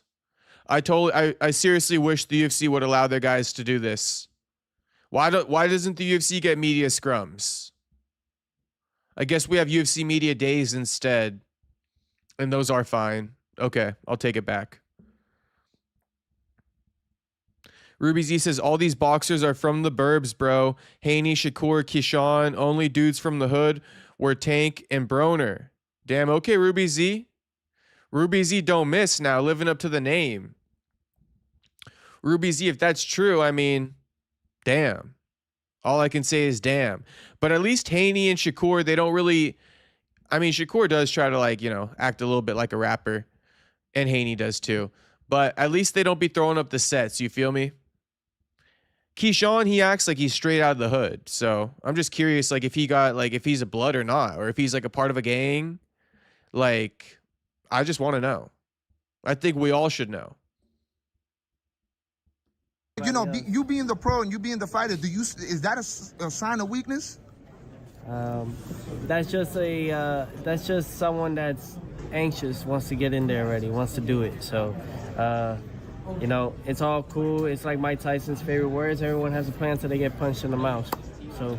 Here's my the press conference. You're writing in an important quote. You were scribbling in the press conference. I'm scribbling just thoughts. All the jokes that you had. the other day, Tio, like when we saw you last, I had asked you at that time if you had a message for Tank Davis. You said run, something run. I'll let you fill in the blank there. But unfortunately, you know, he was arrested. It's from Scary Movie. Yeah, it's from Shorty. What was it that you said? Do you recall? No, yeah, for sure. I said run, bitch, run. But apparently, yeah, they caught him. But he's still good though. 16,000. You think so? Yeah, 16,000 on a bail bond. He's fine. He'll come back in the sport in no time. You think he'll Talking about Tank, if you guys missed it. come back to the sport for sure? Yeah, in no all time. of this and all that, you know, because ever since these situations. Just a slap in the wrist. That's all it is. A slap in the wrist. How hard is this climb back? 135. He's not a champion no more. I mean, does a guy like him with his clout, from what you know from inside the business, does he get right into another big fight, or is he going to have to fight his way back? No. They'll do whatever they want with Gervonta. Everybody is expecting to see Gervonta come back. I mean, it's Teofimo and Shakur fight week, and we're talking about Gervonta. So the move is that it's gonna happen. He'll fight for an interim or for another title. But yeah, in no time, probably just right away on his comeback. Tio, obviously your dad is the main guy in your corner. How does it kind of affect, you know, going into tomorrow, knowing like there's a lot of unknowns, maybe he's not going to feel up to par and be able to actually be there? How does that affect you? No, it doesn't affect me at all. Honestly, my father will be there on fight night. You know what I'm saying? But it's good that he wasn't here right now because we don't need that. Not the disrespect. It's just that that's what they want from us. And what I think about what I think about it is that the universe right now is more so let them do that. And these are going to do the talking that night. And my father's voice and his vision and seeing that alongside with Stacey McKinley, that's going to really dictate the whole night in the fight. I can't wait to see how this turns into more, right? This is beautiful. I love the way it played out. And this was ahead of the time. I didn't even know they had a gift from my father. So you kind of expected that to happen, like basically if my what you're father saying. was here, yeah. I'm glad my father wasn't here, though. It's all working out accordingly. Like, this is not my plan. This is not their plan. This is literally God's. Like, you guys are watching a work of God right now. Y'all don't even see it, though. They put the universe glasses on me, and I can't take them off. It's hard. See what I mean with this whole good versus evil narrative?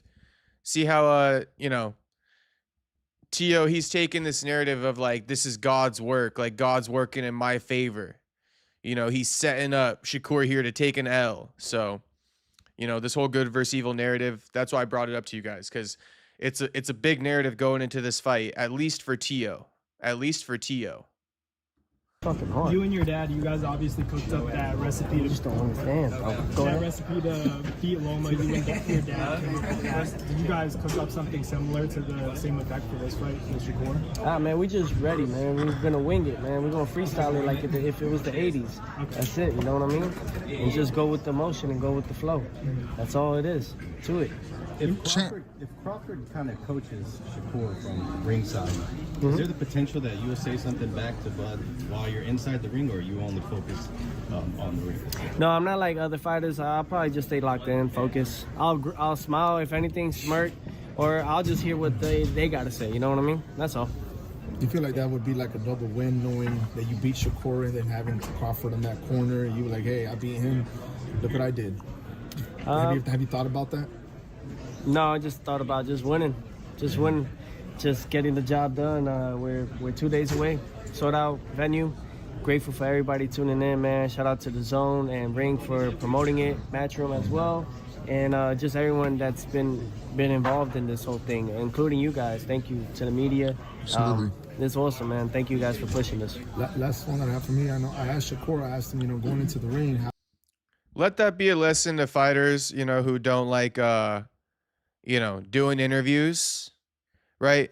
This is a main event fighter, a champion, thanking the media, right? Let's rewind this, because a lot of fighters, they take the media for granted, especially in the UFC. That's one big difference between boxing and the UFC. Listen to what Tio's saying. Been involved in this whole thing, including you guys. Thank you to the media. Absolutely. This is awesome, man. Thank you guys for pushing this. Thank you guys for pushing us. Don't ever get it fucking twisted, okay? These fighters, they take us for granted in the UFC and MMA, and not in boxing. Tio's thanking them for pushing him. In MMA, you got fighters trying to charge for interviews and all this shit. Crazy. Last one that I have for me, I asked Shakur, I asked him, going into the ring, how can you envision yourself in that fight? Just boxing, brawling, going in there. How could you see yourself going into that fight, making a dirty fight? We saw Conor Cepeda was just bringing it to him. You seen other fights. Like, what is it that you envision going into that fight? Obviously, you can't say much of the game plan. Nah, there's many game plans. There's not just one game plan. I think really it's just all about it's the first punch. The first punch that lands is really what's going to change the whole script of everything. And who puts it first, we'll see. Tio, champ, before I let you go, when you envision this fight in your head, how does this end? He made it worse for himself right now, but that as it should be. I'm not gonna feel no remorse after I do what I do to him Saturday night. Tio, why is that? Hey guys, 1 minute, we gotta go.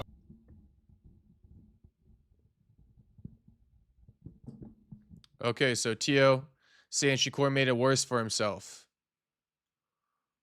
Let's hear what Shakur had to say.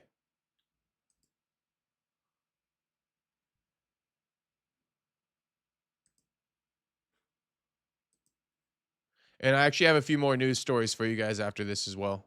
Shakur, just effort to just lock in, focus. Yeah, just lock in on the task. Shakur, having Terrence Crawford and camp and being there, how's helpful that been? Just having them on the side, obviously undisputed fighter, one of the, but going to be a Hall of Famer. How does it feel just having him in training camp?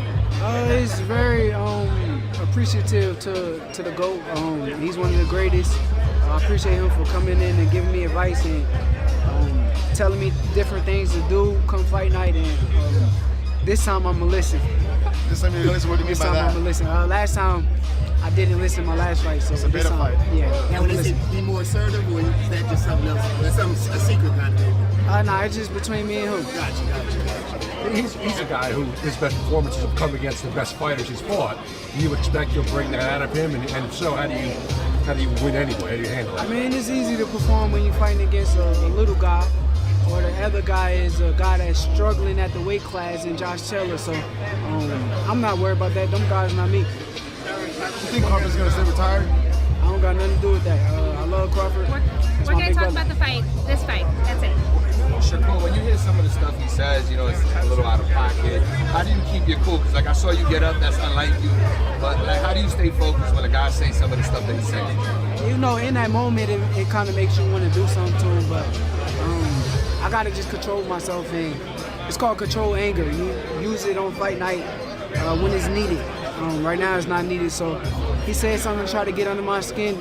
I made sure I said things to try to get under his skin with his dad. The difference between me and him, I ain't gonna disrespect nobody's mother or nothing like that, so I guess he want to take it to a whole different level, so he got to stand by that. Was it easy for you in that face-off to keep your composure? Yeah, you know, it's 100 different things, like hit him, slap him, push him, all that stuff going on. Shove him a little bit. Nah, I didn't shove him. I just bumped him and let him know. Yeah. But nah, you know, come fight night is all that matters. You can't even put no focus on that stuff. Guys is going to say different things to try to get under your skin, but you just got to stay focused. What are you telling him on the face-off? Maybe possible top 5 pound for pound or even top 3. 4. Top 4. Okay. Yeah, I like top 4. That's what you're going for. Okay. Yeah, for sure. I kind of read your lips where you were telling him on the face-off. I don't want to say it, repeat it, but you're like, what were you telling him? And he didn't respond to anything. I was expecting him to say something after you kept on telling him, but did he say anything to you up there? Nah, he ain't say nothing. He was quiet. Was there ever talk of like your title being up on the line at 135 or a title versus title thing? Because he's mentioned that a lot, like only he has something to lose. Nah, it was never no talk about title versus title, but I don't know, like, you know, I don't think he really normal, because he's not really thinking, like, he say, oh, he's the only person with something to lose in this situation. But same way his life on the line, my life on the line too, so I don't look at it that way. I can't see how he's the only person. I am too. It's win or die with me. That's how I look at it. What did you wrong against Peter? What did you not follow the instruction there? I told you I can't tell y'all. That's between me and Bud. Look at a good performance, though. Were you not happy with the way you fought overall that night, or? It was a good fight. Good fight. You mentioned that your hands are better. Are you anxious to test them out to really see? I already tested them. I've been testing them for 12 weeks, so I know they're good. What do you think about your admirers? You had Conor Ben here. He's been talking about it all week. He's coming to watch your fight. He was on Ariel Helwani. He had some comments for you yesterday. I'm sure you might have heard us all. Conor Ben is really my fan. I appreciate him for supporting me. What do you think about Teofimo's dad not being here? I think Tio is trying to be focused while his dad is kind of losing focus, and it's hurting him. It's hurting him? How's that so? Like maybe just taking the spotlight? No. When your team is on side of you and your team that you've been grinding with for weeks is right there, ready to go to war, it's a better feeling than somebody being left behind. You know where he's at part of the year? I think he was a little wasted last night off of some type of drugs or liquor or who knows. So he had a hell of a night and he couldn't make it today. All right, we'll do one more. I got a question not related to this fight. We'll do one more about this fight. How have you been mentally preparing during these last 12 weeks in training? I've been mentally preparing by just staying focused every day, keeping Tio on my mind, and that's the main thing. So I've been locked in. All right, thanks, guys. All right, so there you have it. You can tell the storylines. You can tell the storylines now. I've laid it out for you. I let you guys hear from the fighters. It's basically what the fighters have been saying. So, you know, Tio's dad, that's a storyline. Good versus evil, that's a storyline. Champion versus challenger. Shakur moving up in weight. All that. Now, I do have more stories to tell you. More news topics for the evening. So let me get into them. Let's start with a few things. Let's start with this one.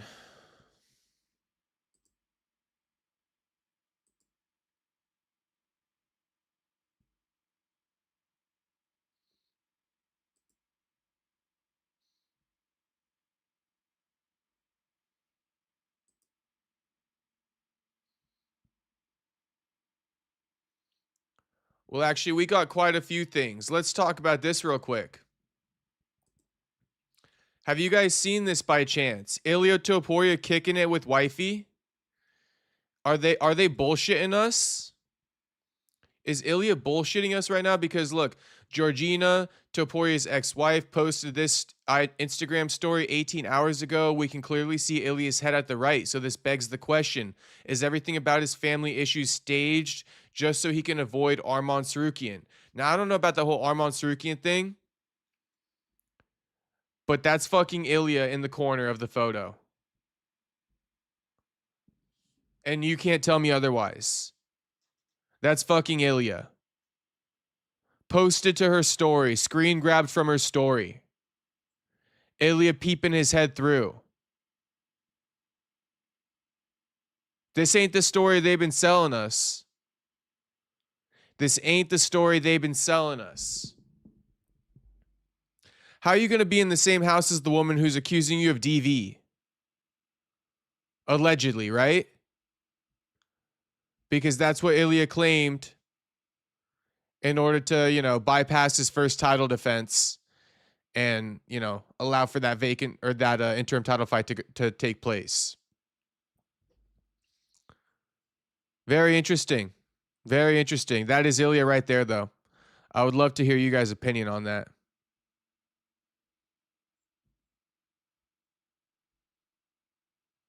There he is right there. Kicking it with the girl he's alleging is extorting him. Blackmailing him. ... I know. Loading. Everyone's thoughts are loading right now. Oh, snap. Probably not Ilya. I think that's Ilya, homie. Like I said, this is a screen grab from her story, bro. What are the odds she's hanging out with the guy who looks exactly like him? With the same haircut, the same facial hair. I mean, come on. Come on. Probably not Ilya. Don't nobody want to hear that. That's fucking Ilya. Caught red-handed, LOL. I mean, red-handed. With his fucking hand in the cookie jar, Terry. Ilya caught with his hand in the damn cookie jar. Unbroken saying, got me. They all roll like that in Spain. Yeah, so there's not much to say. But yeah, someone's saying early candidate for dumbest take of 2026. I mean, that whole take about is he doing this to avoid Arman Sarukian makes it like one of the stupidest takes I've ever heard.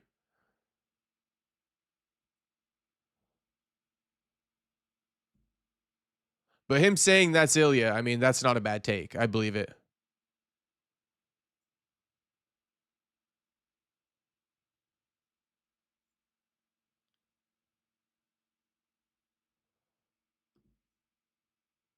Okay.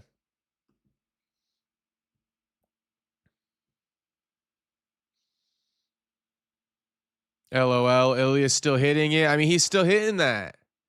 He's still hitting that. After all the back and forth, after appearing in domestic violence court and shit like that, he's still hitting it. Crazy work.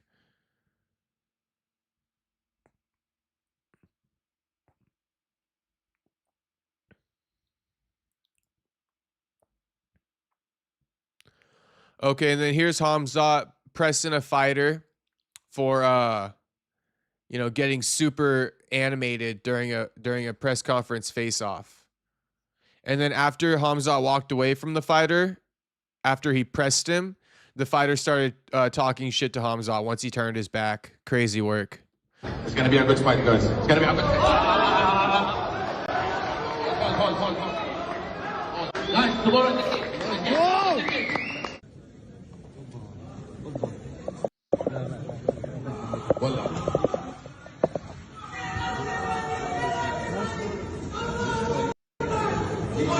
خلاص شباب ممكن لا تتجمعوا محمد شيل البقيه كلهم خلاص دان جايز دان ابعد طريق Anthony please Anthony tomorrow brother 4 hours it's gonna be a good fight guys it's gonna be a good fight. All right. And let's watch this. This is Gaethje's shakeout. It says 7 hours before the fight, we do a shakeout. It really gets the juices flowing. Like I said before, I wish everyone could feel this alive. Definitely going to miss this when it's gone. Let's see it. Oh, and by the way, I just want to read an old ass chat, but I figure I'll read it to you guys. AJ was not in the crashed SUV. Commented, Anthony Joshua is not being honest. Apparently, he swapped vehicles after the crash. He was in the Pajero SUV with his bodyguard. Ayodele and Ghami, rest in peace, were in the Lexus SUV. How the fuck am I supposed to get any concrete proof about that? But that's what AJ was not in the crashed SUV is saying. So I figured I'd give it a voice. All right, back to this. True Silence says Hamza wouldn't keep that tough shit around Atiba. Oh, he definitely would, True Silence. Especially after Atiba's performance on Saturday. Let's keep it a buck. Atiba got some work to do. Space Kid saying no way. Must be in response to that AJ comment. I don't know. Oh, Terry saying that Ilya guy's a fucking weirdo anyway, straight up, and people talk about Nick Diaz, and you got guys like this that are on top, and they still look way worse. Damn, Terry. What's your issue with Ilya? I mean, I like Ilya. I think he's a great fighter.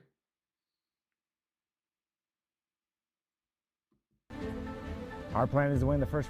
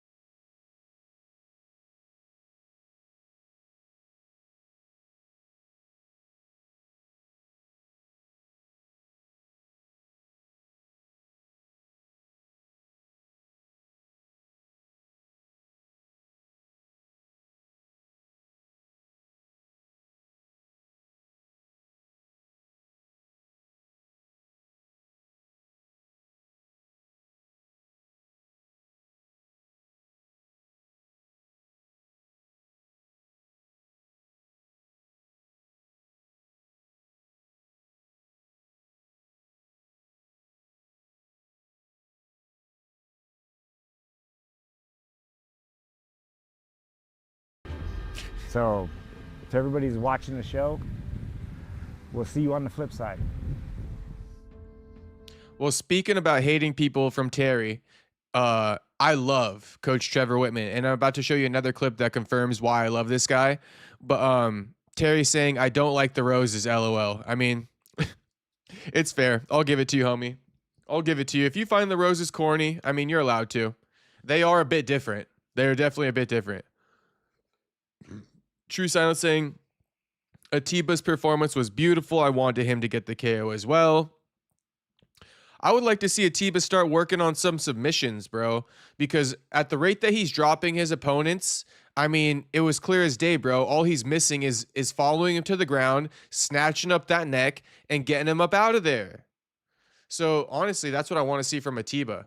You know, you're dropping your opponents left and right. Just get that submission game on lock now, bro. You don't even got to try that hard. Like, other guys got to really, you know, shoot for takedowns to get submissions and shit like that. Like Patty had to do against Justin and it didn't work. All Atiba got to do is punch your ass. You're falling. Follow him to the ground. Hit him with the darce. I mean, how many times we got to see it? For Atiba to, you know, realize that that's what he's got to do too. Someone show him, you know, Vicente Luque versus Themba Garimbo. Someone show him Islam Makhachev versus like Charles Oliveira. Someone show him. True Silence saying, yeah, same with Justin. I know. True Silence, I know. And now Justin's going on YouTube posting these tutorials about like how he likes to camp out in the front headlock position after he drops his opponent. Like, Gaethje, you're giving bad fucking advice. You know how many shots Gaethje's taken to the head because he is stubborn-ass mule and refuses to submit his opponents and chooses to fucking camp out in the front headlock position instead? You know how many extra shots Justin Gaethje's taken to the head with that type of fucking approach? And he's going out there on his YouTube channel telling people, you know, how to do that? Bro, that's like a plan B. If you can't get submissions, then you go to that as plan B. You know what I mean? To keep yourself safe as possible. But the quicker you can get yourself out of there and prevent brain damage and taking hits to the head, the better off you'll be. And, you know, it sounds crazy coming from me, a non-fighter, But shit, maybe that's what it is, you know, or maybe Justin's just crazy fucking stubborn. I don't know. But I know I'm right about that. I know I'm right about that. Where's the video of Trevor Whitman?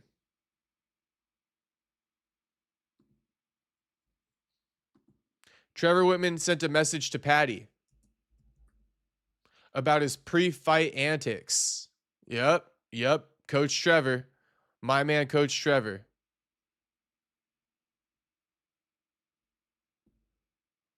Where is it, though? Please tell me, like... Please tell me Champ Brown's posted this shit.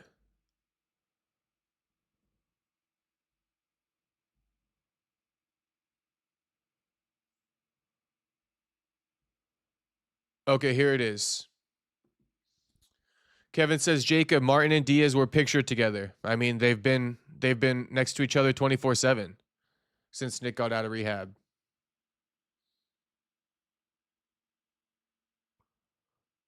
The brotherly bond isn't broken in the end. Bro, Martin and Diaz are not brothers. What are you talking about?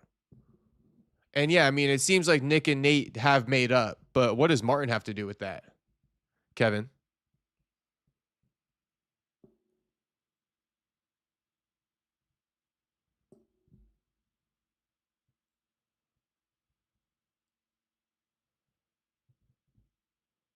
Okay, you boys are agreeing with my take. Terry's saying something about number 3. No clue what he's saying about number 3. But anyway, here is Kevin. Oh.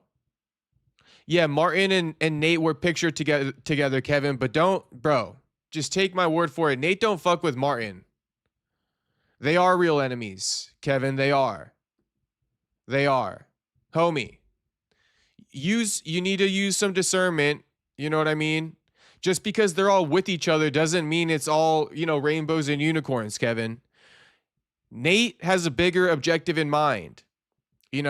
Reconcile with big bro Nick. And if that means, setting aside his beef with Martin at that moment in time, then yes, that's what it means. But don't get it twisted. Nate ain't going to be kicking it with Martin, answering his phone calls, being all buddy-buddy with Martin. He don't fuck with him. But what's he going to do? What's he going to do if that's Nick's best friend and that's who Nick thinks is there for him? And Nate flew to Vegas to see Nick. He obviously knows that if he fucking beefs with Martin, Nick's going to avoid him. So he's keeping the peace so he can, make amends with his big brother who just trashed him on X like 3 days ago. Martin and Nate are not homies. Don't get it twisted once again. But, Nate and Nick, they're mending their relationship. They're making up. I know that, bro. I'm saying they were pictured together, which is a good step in the right direction for Nick's sake. I guess so. I guess I would have to agree. It's not a bad thing for Nick, but it doesn't imply that they're cool. Nate and Martin.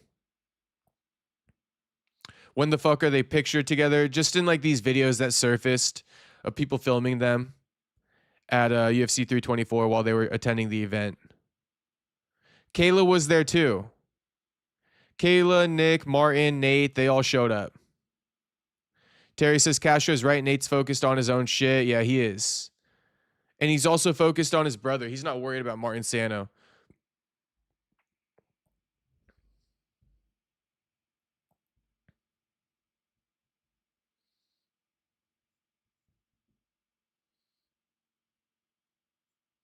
Unbroken saying Martin and Diaz are lovers, not brothers. Crazy work. Miata Boy says you can get subs from that north-south headlock position, Darce. I know, Miata Boy. I know. That's why it's actually bad advice for Gaethje to be teaching people his stupid little like front headlock choke, camp out technique. Like I'm telling you, that's a plan B.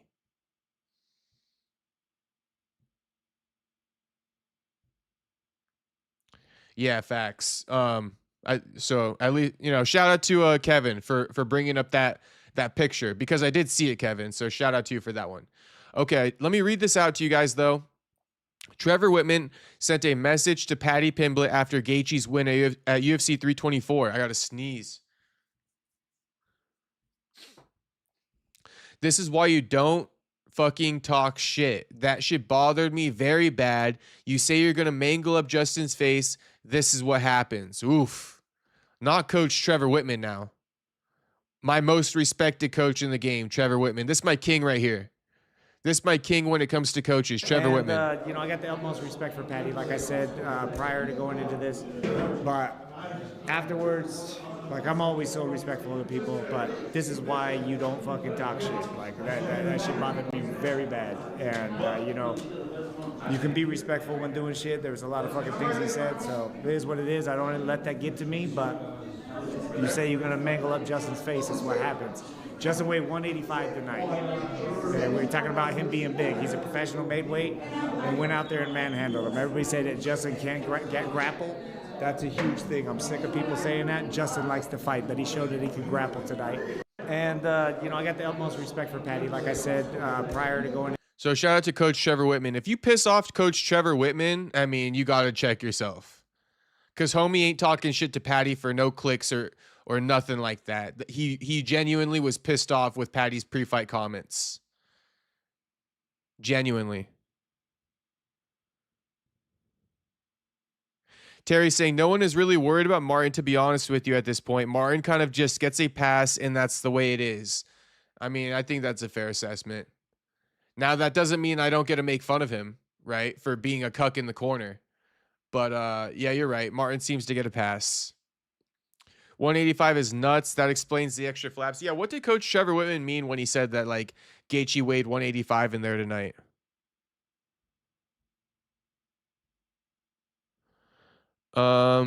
Juice says Paddy's comments weren't even that bad.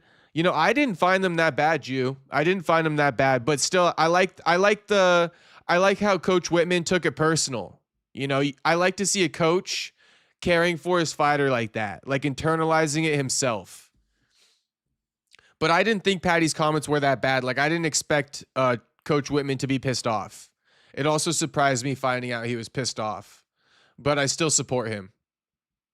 Just because I like the guy. I like the guy. People were saying Gaethje looked a lot bigger. Yeah, he definitely had some flaps, like Space Kid was saying. He had that beer gut in the front.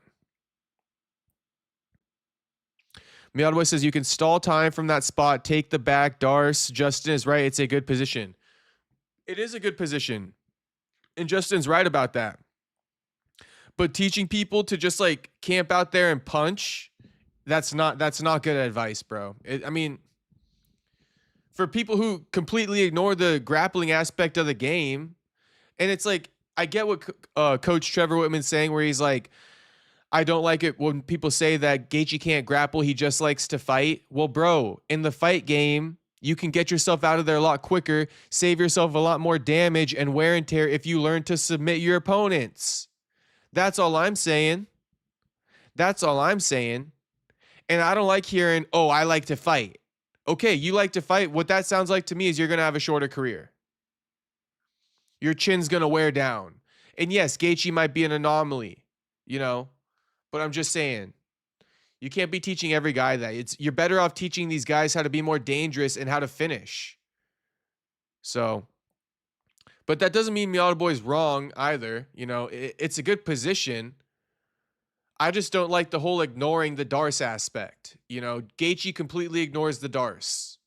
Like, completely. Doesn't even try for it.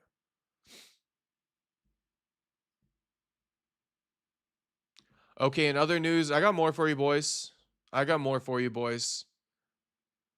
Okay, so I mean, I guess we can just start it off here. I mean, I don't got the official report, but Brian Ortega allegedly out. Brian Ortega out of his bout against Renato Moicano. Is it at UFC 326? I don't even know. Let me make sure, because this wasn't an official post. This was a rumored post. So let me get you guys a couple news stories on the day while I'm at it.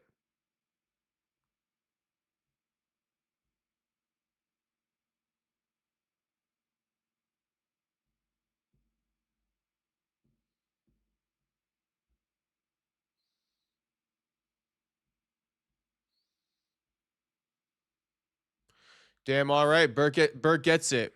We're going to go to Bert. Shout out to Bert. I think he just won one of his amateur MMA fights, so shout out to Bert. Okay.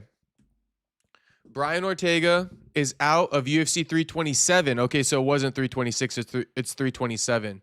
In April, against Renato Moicano, the UFC is looking for an opponent. All right, so there you have it. Brian Ortega out of his Renato Moicano fight, and that brings us to reports that Tom Nolan is the front runner to replace Brian Ortega at UFC 327 or 326. I mean, what the fuck's going on here? How the fuck is Bert and this guy having conflating reports? Is it UFC 327 in April or UFC 326 in March? Like, which one is it? It's UFC 326 in March. Bert, I fucking pulled up your news report and you got it wrong. You motherfucker. Bert. Come on, homie. It's okay. I forgive you. So anyway, Tom Nolan is the front runner to replace Brian Ortega at UFC 326 in March. So next month. Basically next month. We're about to be in February, so a month after that in March. And if it's Tom Nolan versus Moicano, okay. All right. I'm for it. It's a bit of a push up to the top for Tom Nolan somewhat quickly. How many fights does Tom Nolan have in the UFC? He probably got like 4, right? He's 10-1 overall, 4-1 in the UFC, riding a 4-fight win streak. Yeah, I mean, going from Charlie Campbell to Renato Moicano, a bit of a jump, but that's all right. Tom Nolan seems to be doing well. He handles the pressure well, so I wouldn't be opposed to it. But yeah, that's just to let you guys know that. And even though Bert burned me once, I'm going to go back to him again. Actually, you know what? We can't afford to get another report wrong. I'm sorry, Bert, but that, you gotta, you could have fucking edited your caption, homie. It's been up for hours. We need to go to Big Marcel.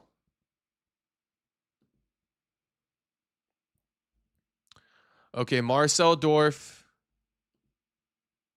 He reported today. I mean, let me just put it like this. The UFC hates Vicente Luque.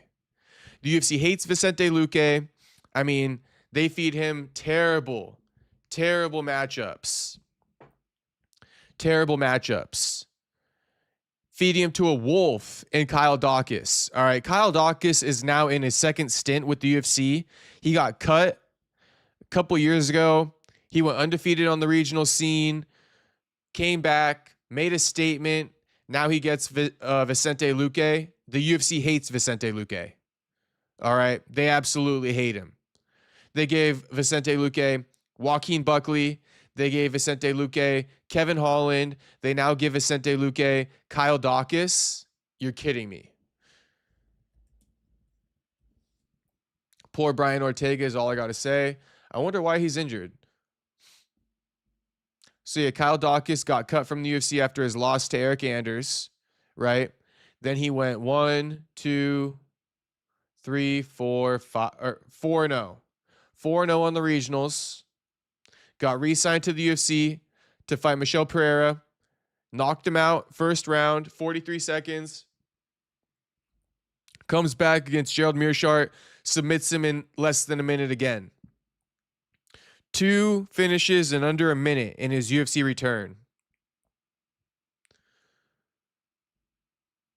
Now, keep in mind, if you guys saw the Kevin Holland versus Kyle Dawkins fight, I mean, I think Kyle Dawkins won that shit. I personally think Kyle Dawkins won that shit. I think it got turned to a no contest because of a headbutt. But I mean, Kevin Holland went face down, ass up in that fight. So, I mean, I think it was because of an incidental headbutt, but still.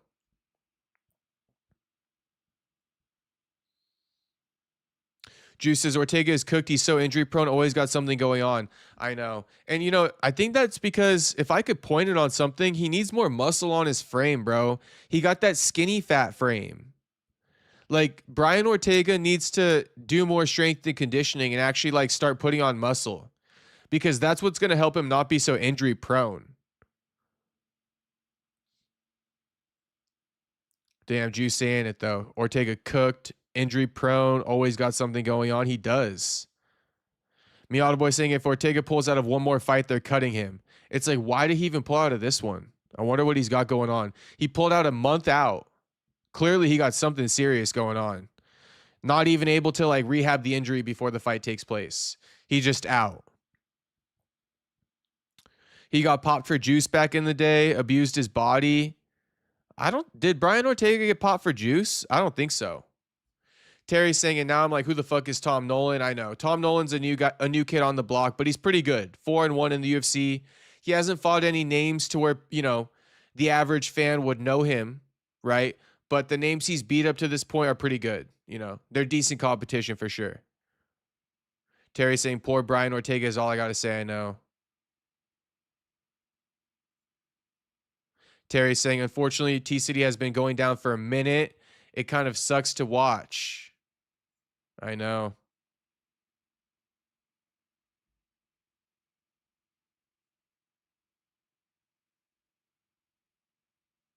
Kevin saying Corey Sandhagen did a breakdown with Gaethje and Whitman. It was elite ball knowledge. Yeah, Corey Sandhagen does drop some good ball knowledge. All right, so yeah, my main point in showing you guys this bout getting booked was that the UFC hates Vicente. That was my main reason why I wanted to present this bout to you. They just hate Vicente. Vicente, again, feeding him Joel Alvarez, Kevin Holland, Joaquin Buckley. I mean, yeah, he got Themba Garimbo, right? In one of his recent ones. But again, another like guy who was on the rise, riding a big win streak, right? 4-fight win streak. They fed him to Vicente Luque. They tried to squeak Themba in there into the rankings. Vicente said, fuck no, not today. Hit him with that anaconda choke. Go watch this fight, and this is what I'm talking about, that front headlock position. Chokes are there. You should be attempting them.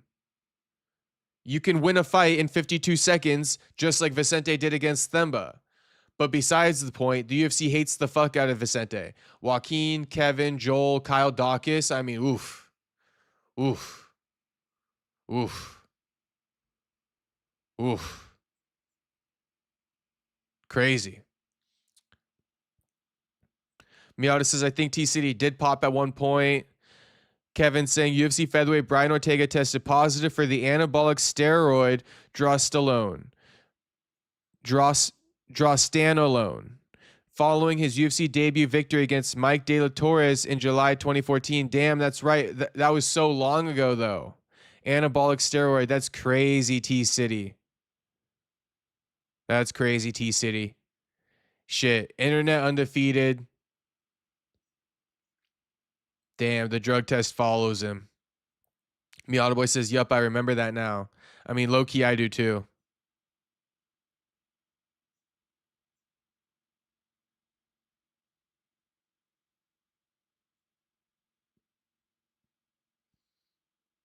Terry saying Ortega definitely needs to start doing some strength and conditioning. That's why he gets injured. And, that's why, I think Sean O'Malley should move up to 145. I think the experiment with O'Malley at 35 is just like lame and done. And like, it's giving like fucking weight bully. It's giving scary to be at 45. Like, sack up, be a dog, move up to 45 and go get that motherfucking belt, Sean. Fuck these boys. Kevin asking me if I've ever juiced up. No, I haven't, homie. I haven't. I prefer to keep my testosterone high the natural way. I'm only 29, bro. All I got to do is hit some legs. You know what I mean? And my test is up. All I got to do is hit legs once a week and my test is up. Go on a little morning walk. Get a little bit of that early morning sunlight, Kevin from Chicago. That compiled with, legs once a week, 15-minute sessions in the sauna, like 3 to 4 days a week. I mean, shit, homie. Ain't no need for me to juice up. If you're young, just boost up your testosterone like that. Avoid those bad seed oils. But now I'm just getting into the weeds. Kevin from Chicago. My cum shot at least probably like 1.5 feet long, 2 feet long. You feel me? That's some crazy test. That's some crazy test. I just had to give you guys that info for the one time. Ever took a human growth hormone? Nah. Kevin says facts. I'd love to hear what you guys got to say about my shot radius. Got to be like a 2 foot shot max. That's got to be a direct correlation to high test. I wonder, the farther you come shot, the higher your test is, right? Holy diddy, what the fuck? Miata boy, I had to hit you with that one time. I think it is. There's a direct correlation with that, though. There's got to be. Okay, so Ortega out of the Moicano fight. Patchy Mix out of the UFC. Let's take a look at Patchy Mix being out of the UFC. So, Patchy, he got cut from the UFC after going 0-2, right? Who did he lose to? He lost to Mario Bautista, and he lost to, I already forget the guy. I think it was some blonde guy, was it not? Yeah, Jacob Wicklax. Yeah. A debutant himself.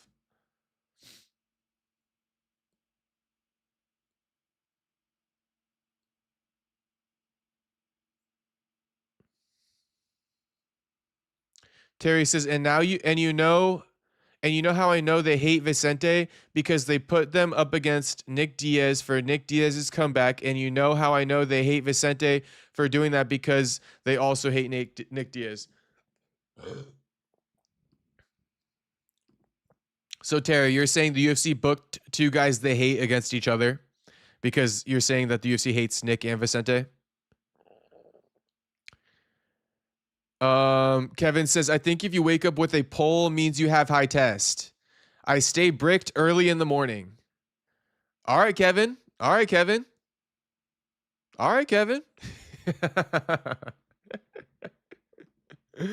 Space Kid says, bro, what? Ooh, I started this mess.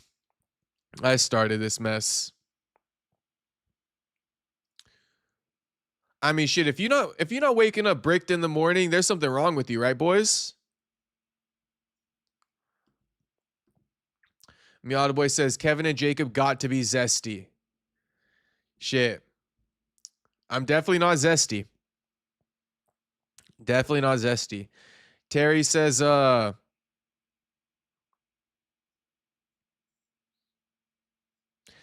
Solar like if Vicente loses, who cares if Nick loses?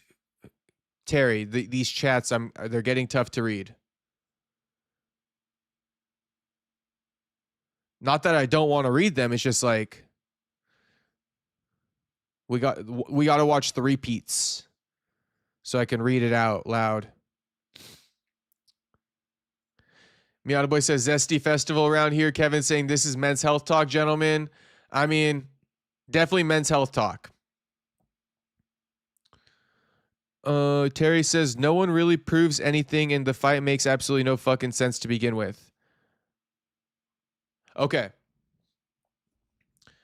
Back to Patchy Mix. He got cut from the UFC after going 0-2, making all these big claims before he even made his debut, saying he would walk through, basically calling himself the uncrowned bantamweight champion because he submitted Merab in sparring, right? Or not even in sparring, in like jujitsu fucking training, like crazy work. It wasn't even in the octagon or like a cage in training. I assume Patchy submitted Merab at like 10th Planet on a Sunday during open gym. And he called himself the uncrowned bantamweight champion. Insane work. Like absolutely insane work. But anyway, that's just an assumption. So he goes 0-2 after talking all that shit. The UFC cuts him. He signs with Ryzen. Ryzen just announced his next fight against Kiyomo Akimoto. Okay. Worth noting, Patchy Mix is moving up to 145 pounds from 135 pounds. All right. Now, this has got to be, one of Patchy's issues in the UFC as to why he lost. I imagine Patchy didn't want to be at 35 the whole time he was in the UFC. I imagine he outgrew the division during his time off, between 2023 and 2025. Because he hadn't fought, or no, he did fight in 2024 against Magomed.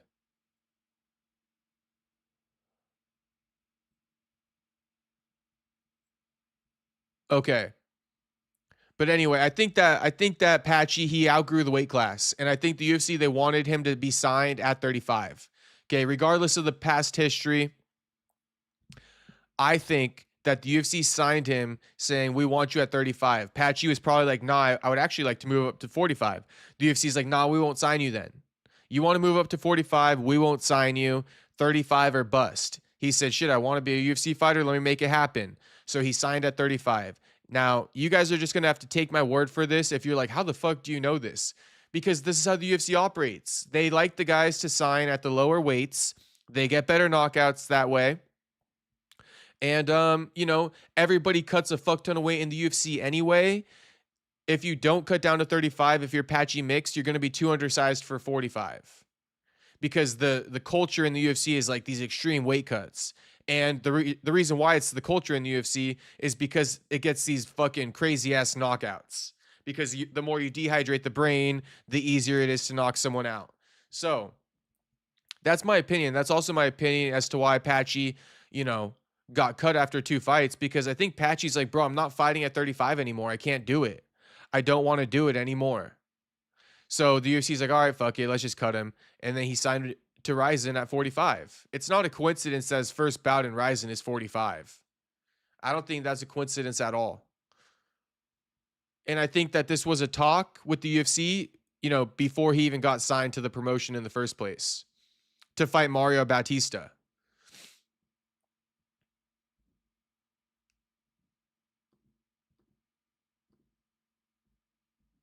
And here's a video of Patchy speaking on well, first of all, here's the fight announcement. Ryzen did post it. And it went viral. It for sure went viral.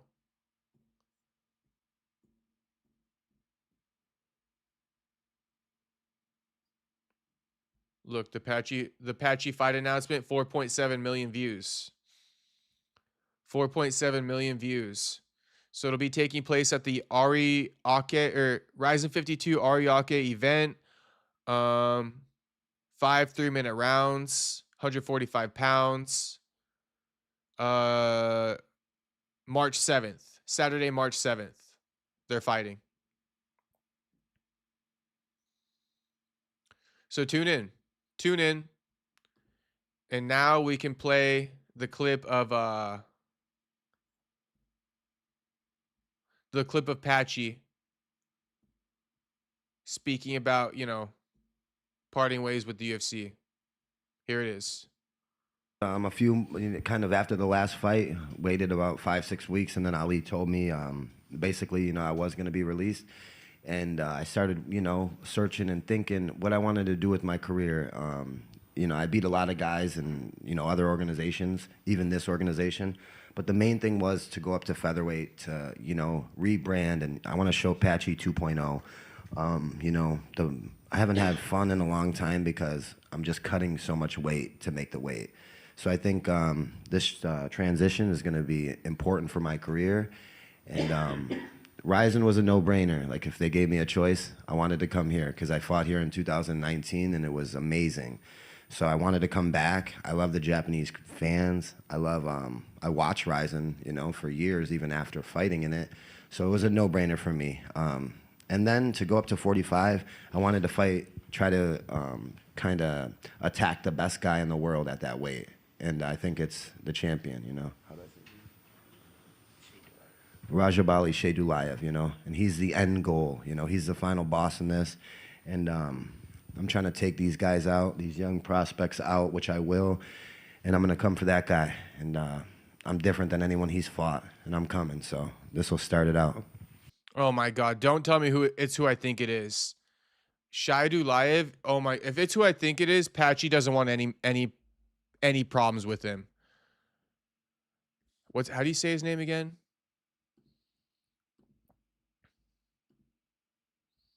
I think it's the champion, How do I say it? Rajabali Shedulayev,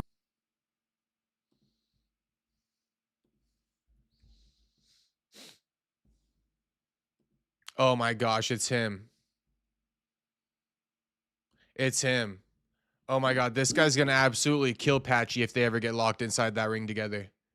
He just came off a body over Kai Asakura's older brother, Mikuru Asakura. He's the homie that went viral on New Year's for absolutely destroying Kai Asakura's brother. Okay, homie's absolutely undefeated. You know, probably hasn't even lost around 25 years old. 17-0.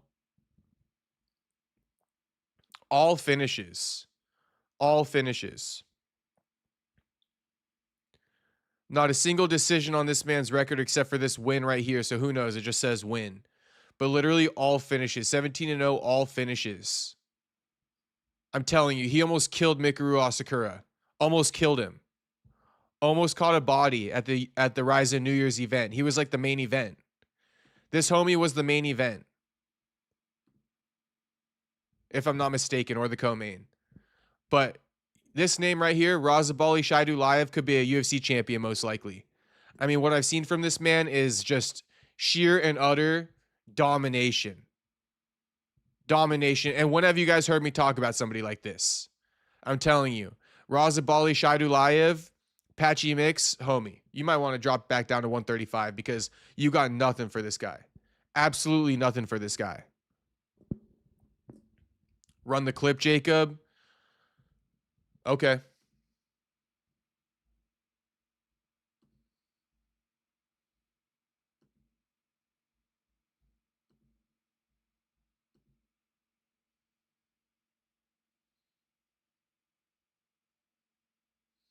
You're talking about a clip from Shaidulayev, Miata boy?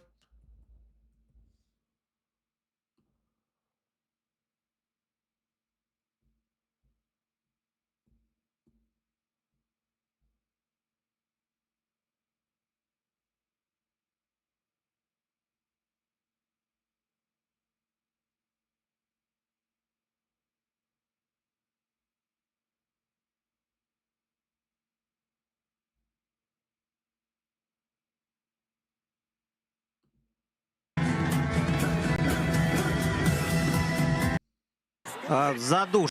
Хайлайты, ну швыряет. А он еще... Okay, here it is. Here it is. Watch him slime out Kai's brother.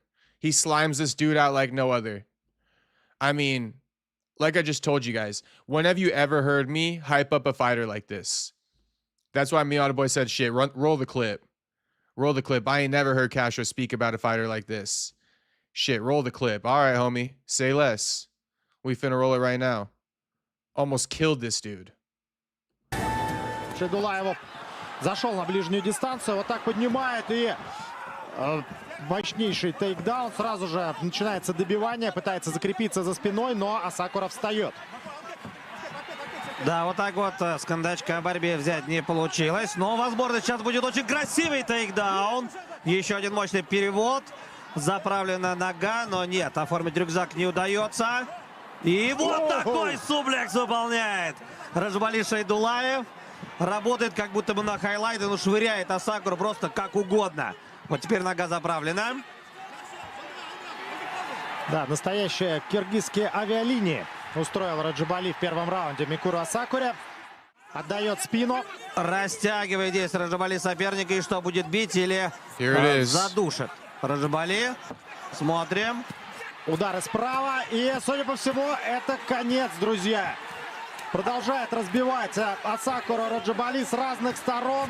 Абсолютно пассивная оборона. И рефери не вмешивается. Он просит еще. Неужели недостаточно оснований для остановки?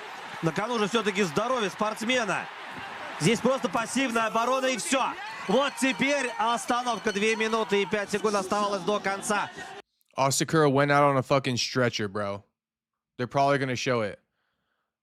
But just suplex after suplex, flattens him out, belly down, and just absolutely kills him. Like I said, Asakura went out in a damn stretcher, bro. With that thing around his neck. Let's see, does it show the stretcher or no? Okay, so yeah, this is homie. This who Patchy's trying to see? Fuck no. Fuck no, Patchy ain't trying to see him. Here, let's see another トラン clip. クスチャンピオンシェイドライフちょっともう平本選手圧力与えてますかね。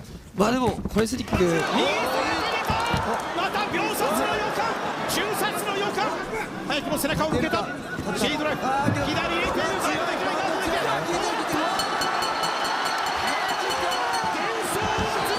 ますね。 I mean, I hate to say it, but we got Volk fighting this weekend. I think this dude would beat Volk. I think this dude would give Volk a fucking massive run for his money. Shaidulayev. Don't forget this guy. Razabali Shaidulayev. I mean, look at what this post was captioned. Is Razabali the best featherweight outside the UFC right now? 16-0 with 16 finishes. Never gone to a third round in MMA. Now he's 17-0 with 17 finishes. Still hasn't gone to a third round. 25 years old. I think he might be. Space Kid says, hell no. I know. Dig that hole now, Patchy. I know, Space Kid. I know that's what you're saying. Doesn't beat Volk. Now, we won't know until they run it, but, you know, I'd like to see Shaidulayev against guys like Lerone and Movsar Evloev and Gene Silva and definitely Volk. And I think he does give Volk a run for his money. Does he beat him? I don't know. Honestly, I don't know. But I think nobody knows. But I would definitely like to see that, Space Kid. I would definitely like to see that. Miata Boy says, no, I think Volk, Murphy, Evloev smokes Buddy. Okay. All right. Well, I think there's only one way to find out. Sign his ass to the UFC. He 25 now. Space Kiz says Lopes smashed this guy. Oh, smashes. Well, you guys are entitled to that opinion. I don't necessarily think so. I think Shaidulayev would destroy Lopes, personally. But it's tough to gauge it because we've never seen Shaidulayev against UFC caliber fighters. That's the only problem. And we just saw the experiment with Patchy Mix, But Shaidulayev a bit more dominant than Patchy was. No point in really debating it, though, to be honest with you. No point in debating it. I'll let you guys have your opinions. Miata Boy says he's going to smoke Patchy, though. I know that. Yeah, me too. I definitely know that. Okay, so that's the deal with Patchy. Tune into his, I think, his Ryzen debut on March 7th. And he's going to be calling for that title shot if he wins. And last thing I have for you guys on the evening, I gave you guys much longer stream than expected. So hope you guys enjoy that. Oh, two things. Two things.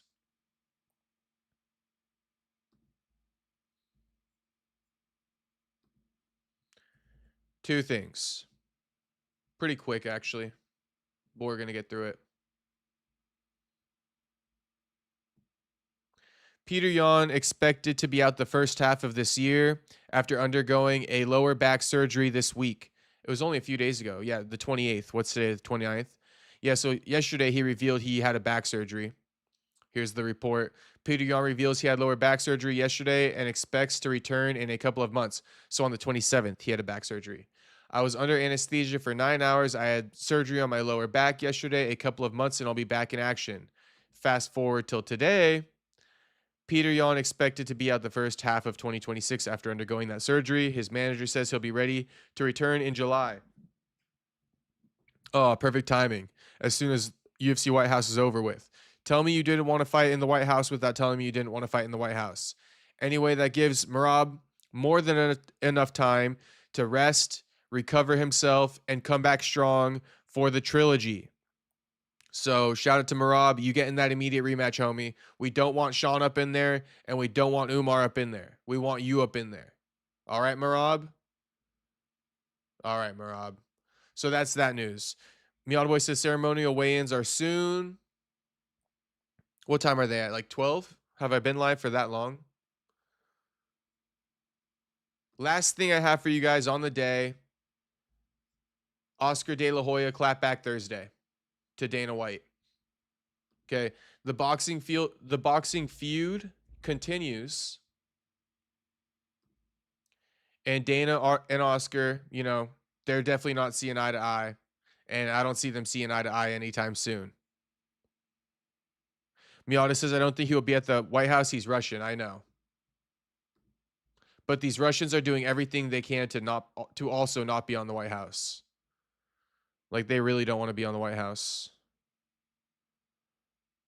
Okay. Here's Oscar. Clapback Thursday. Captioned his post with, renowned boxing writer Tom Hauser reviewed some Zuffa fighter contracts and spoke to 20 boxing insiders. You won't believe the truth that he exposed. Link is in my story. Oh gosh, I don't want to have to click on your story for it. I just want to hear it from you here. Time of the week again. Time for the only segment in boxing that gives you the facts and makes you laugh. It's Clapback Thursday. So, the big debut of Zuffa is out. And it couldn't be less of what they promised us it would be. What the fuck is that? There was no new ring, there was no new belt, no new rules, and no faces anybody recognized. What are those guys? They told us boxing was broken and they were coming to change it and fix it. But all they did was copy and paste what we have been doing for 100+ years. We all have eyes. You cannot blow smoke up our ass. You don't need to blow smoke up my ass. And tell us it's the wind anymore. So here we go. The Ring brand is officially fake news. It's called fake news. It's owned now by Turkey, who's partnered with Zuffa, whose correspondence is officially spent the week sucking up to Uncle Fester and Zuffa. They are all completely biased. Max Kellerman, his commentaries were cringeworthy. What the hell happened to Max Kellerman? And he was destroyed on social media for the blatant selling of his standards and credibility in boxing. He's been branded as the first official Zuffa puppet. Yeah, for the record, we don't really fuck with Max Kellerman anymore. He's been compromised. He sold his soul. Just point blank period, flat out. We don't really fuck with Max Kellerman. You can't trust a word he says. He's been compromised. You know, it's a damn shame. It's a sad day where I got to come out and announce that to you guys. But for the record, I don't really trust Max Kellerman at all anymore. Like I said, he's been compromised by Dana White and Turkey. Mostly Turkey, though. You could hear a pin drop in that arena, and there was zero vibe or excitement. Huh. It's so dead in here. And I'll say what everyone is thinking. Nobody wants to watch a club show boxing in the Apex with influencers who give two shits about boxing. I don't even care if he fucking wins. It honestly felt like a COVID bubble show.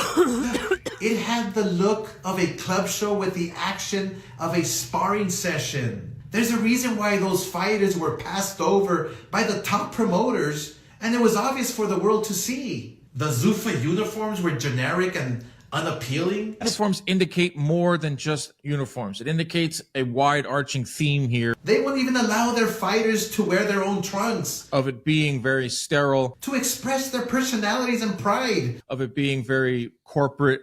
And unique culture. With them, you are just a transaction, a product on a shelf to be sold. You're not a person. Nothing feels natural or organic about Zuffa. I'm trying to free your mind. Everything feels bought or manufactured. The praise is too fake and purchased. Look, I have to believe that Nick Khan and TKO sold a plan to Turkey that sounded really great, and Turkey believed it and agreed to finance Zuffa. At some point you have to execute. But they couldn't execute it. They're having to backpedal now, and the plan is obviously completely changed. And it isn't working. No, we got a lot of work to do. This isn't the UFC that was the only show in town at the beginning. This is a sport that's established. By the end of the year, we'll be where I want to be. And has been for 100+ years and has too much history behind it. Look, they wanted a league. Well, this is the XFL of boxing. If I was 17 years old all over again, and I had just won the Olympics, and had the choice of going to an established promoter like Bob Arum or a brand new promotion who is selling me on revolutionizing the sport, my decision is easy. I'm not gambling my career on someone who tells me I'll have to wait and see. We're building a whole new team here. Today, Junior? And a lot of people have never done this before. Didn't even try. So it's going to take some time. What the plan is? But hey, at least they'll give you a free pair of shorts and let you use their gym. That's about all the upside of Zuffa at the moment. And I swear, if Jai Obatai fights in the Apex in March, I will consider this venture a complete failure. I guess we will just have to take Uncle Fester's advice and just wait and see. I don't know yet. So remember, folks, you're never a hater if you only speak the facts. It's your favorite time of All right, that's it. I see Miata Boy dropping in the chat. Jacob, I got something for you to react to. Homie, I gave you guys extra time, and that's about all my bandwidth for the day. I gave you guys everything I got for the day. If I were to react to something, I'm just going to keep it a buck. I'm not going to be, present. I'm going to be wanting to get off stream. What is it, though? In case it's something really juicy, but if it's not, forgive me. Forgive me, Miata Boy. If it's not, I'm not gonna do it. But you can feel free to drop it in. Just don't get pissed off if I say no.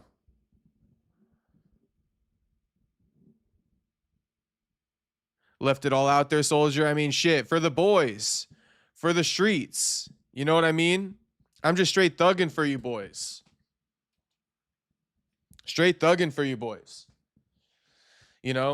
Still eating clean and on a bit of a, calorie deficit, and I'm just thugging it out for you boys.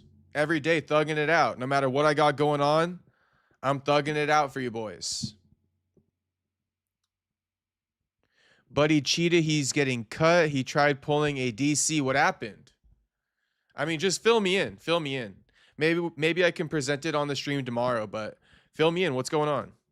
You got me. You definitely got me intrigued with this Buddy cheated allegation. Who's Buddy? This is the Miata Boy segment right now. Miata Boy, give us a news story, homie. I'm gonna read it out for you.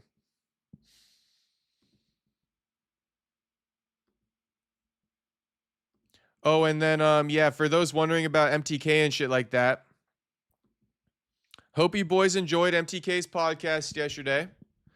He won't be here for the next 2 weeks, but he will be back the third week of next month, third week of February and fourth week of February. So, yeah, shout out to Miata Boy, or not Miata Boy, MTK. Damn. Okay, Miata Boy says it's on Campgrounds. Is that on X or something? You motherfucker, Champ Rounds, isn't it? Miata, you see, like. So what, Buddy? Oh, damn, Buddy cheated. Okay, let's watch it. All right, you got me, Miata Boy. You got me up in this bitch. See, I always keep it real. Shit, if it was interesting enough, here, you got me locked in now. I thought it was like a 20-minute clip to react to. We can definitely squeeze this in. All right, let's see this scoundrel pull the DC method. Oh, there he is. Aaron Toe, our last guy to weigh in here. 122.25, the official weight for Aaron Toe. It's a little weird. 122. They said 122. What? And did he do the DC? Did he grab the towel? They're talking, and it looks like he's going to have to weigh in again. Wow. Oh, boy. The hands. What do you think he did? Where were his hands, guys? See, DC ruined it for everybody. I thought his hands were up. Were they not up? He screwed it up for everybody. Yeah, you can't cheat anymore. Okay, here we go. This is gonna be crazy if he gains like 4 pounds. Oh, looks like that's above 125 now. It's at 130 right now. Is this gonna be a walk of shame? This is gonna be an embarrassing. He got way too greedy. He got cold 129, the official weight for Mr. Damn, Toe. from 122 to 129, he definitely cheated. He definitely cheated. Oh, there he is. Aaron Toe. What is he balancing his elbows on the top of the frame? Is that what it is? How is he cheating? He got the hands up. He must be. I see this elbow right here on top of the frame.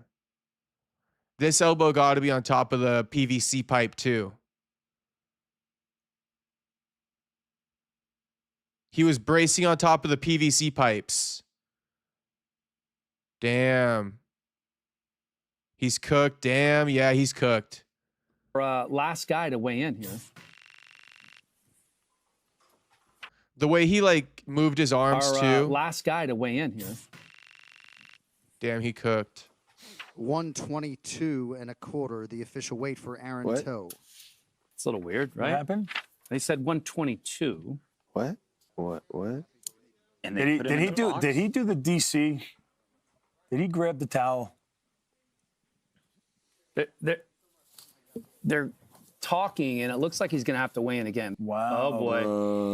The hands. What do you think he did? Where were his hands, guys? See, DC ruined it for everybody. He's been hanging out with DC. He screwed it up for everybody. Yeah, you can't cheat anymore. Okay, here we go. This is gonna be crazy if he gains like 4 pounds. Wow, looks like that's above 125 now. It's at 130 right now. Is this gonna be a walk of shame? This is gonna be an embarrassing. He got way too greedy. He got cold 129, the official weight. 129, the official weight from 122 is crazy. Juices, how you going to try that when you're the last guy? I mean, he might as well have just tried to squeeze in somewhere in the middle. But yeah, he waited to be the last guy. I mean, all eyes on you, homie. They're expecting you to miss being the last guy on there anyway. Did he do the DC? Is fucking hilarious, Space Kid. He pulled a DC. We call that the DC. You don't even got to call it anything else. Even Champ Rounds, Aaron Tao just tried pulling the DC towel trick. It's called the DC. Miata Boy says the fact they don't use digital scale is dumb. I know. In fact, like all I use is digital scale. At the gym, they got that little like that bullshit ass scale they use in the UFC. I don't even use that. I never even step on it. I'm like, no, I'll just use the digital one at home. But shout out to Ty making heavyweight, I guess 265.5. I think that's the limit.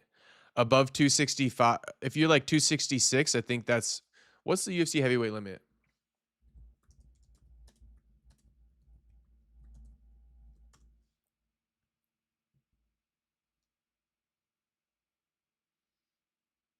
$265. Yeah. Okay, and I do know, Miata Boy, he wants me to stick around for the UFC ceremonials. Like I said, boys, I don't got another hour in me. I gotta, I'm going to start winding down my evening now.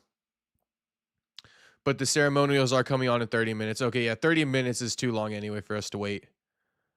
But, all right, shout out to everybody who tuned into the stream. I hope you boys enjoyed it. I think tonight was a bit more of a jam-packed show than we've been having, so I know you boys enjoy that. A bunch of news topics, a lot of UFC topics, some boxing topics as well. So shout out to everyone. You already know we'll be live tomorrow. Bit earlier night stream because I got poker at around 9 p.m. Pacific tomorrow probably. So I'll make sure to go live around maybe like 6 p.m. Pacific. Give you guys some decent time. Couple hours on stream. And then yeah, this Saturday we got a doubleheader. We got boxing, Tio versus Shakur, and we got UFC 325. So we're gonna be covering both of those. And that's pretty much the outlook for the rest of this week. Sunday too, I'll be going live, of course, reacting to the card. So shout out to everybody once again for watching. I will see you guys tomorrow. Ruby Z says W Stream Castro, my man. Thank you. Thank you for tuning in as always. Ruby Z and to all the boys. Unbroken says we can cover highlights tomorrow. Definitely. Space Kid saying, all right. Shout out to everybody. Ruby Z, Unbroken, Space Kid, Miata Boy, Jew, Kevin from Chicago, the Soldier, my street soldier, everybody in the streets right now. Shout out to you boys.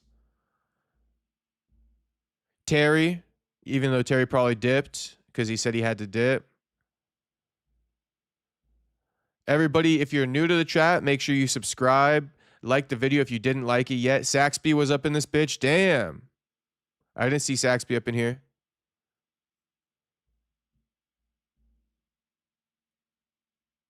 Calling for Ortega's release. True silence. All right, shout out to everyone. I will see you guys tomorrow. Peace out.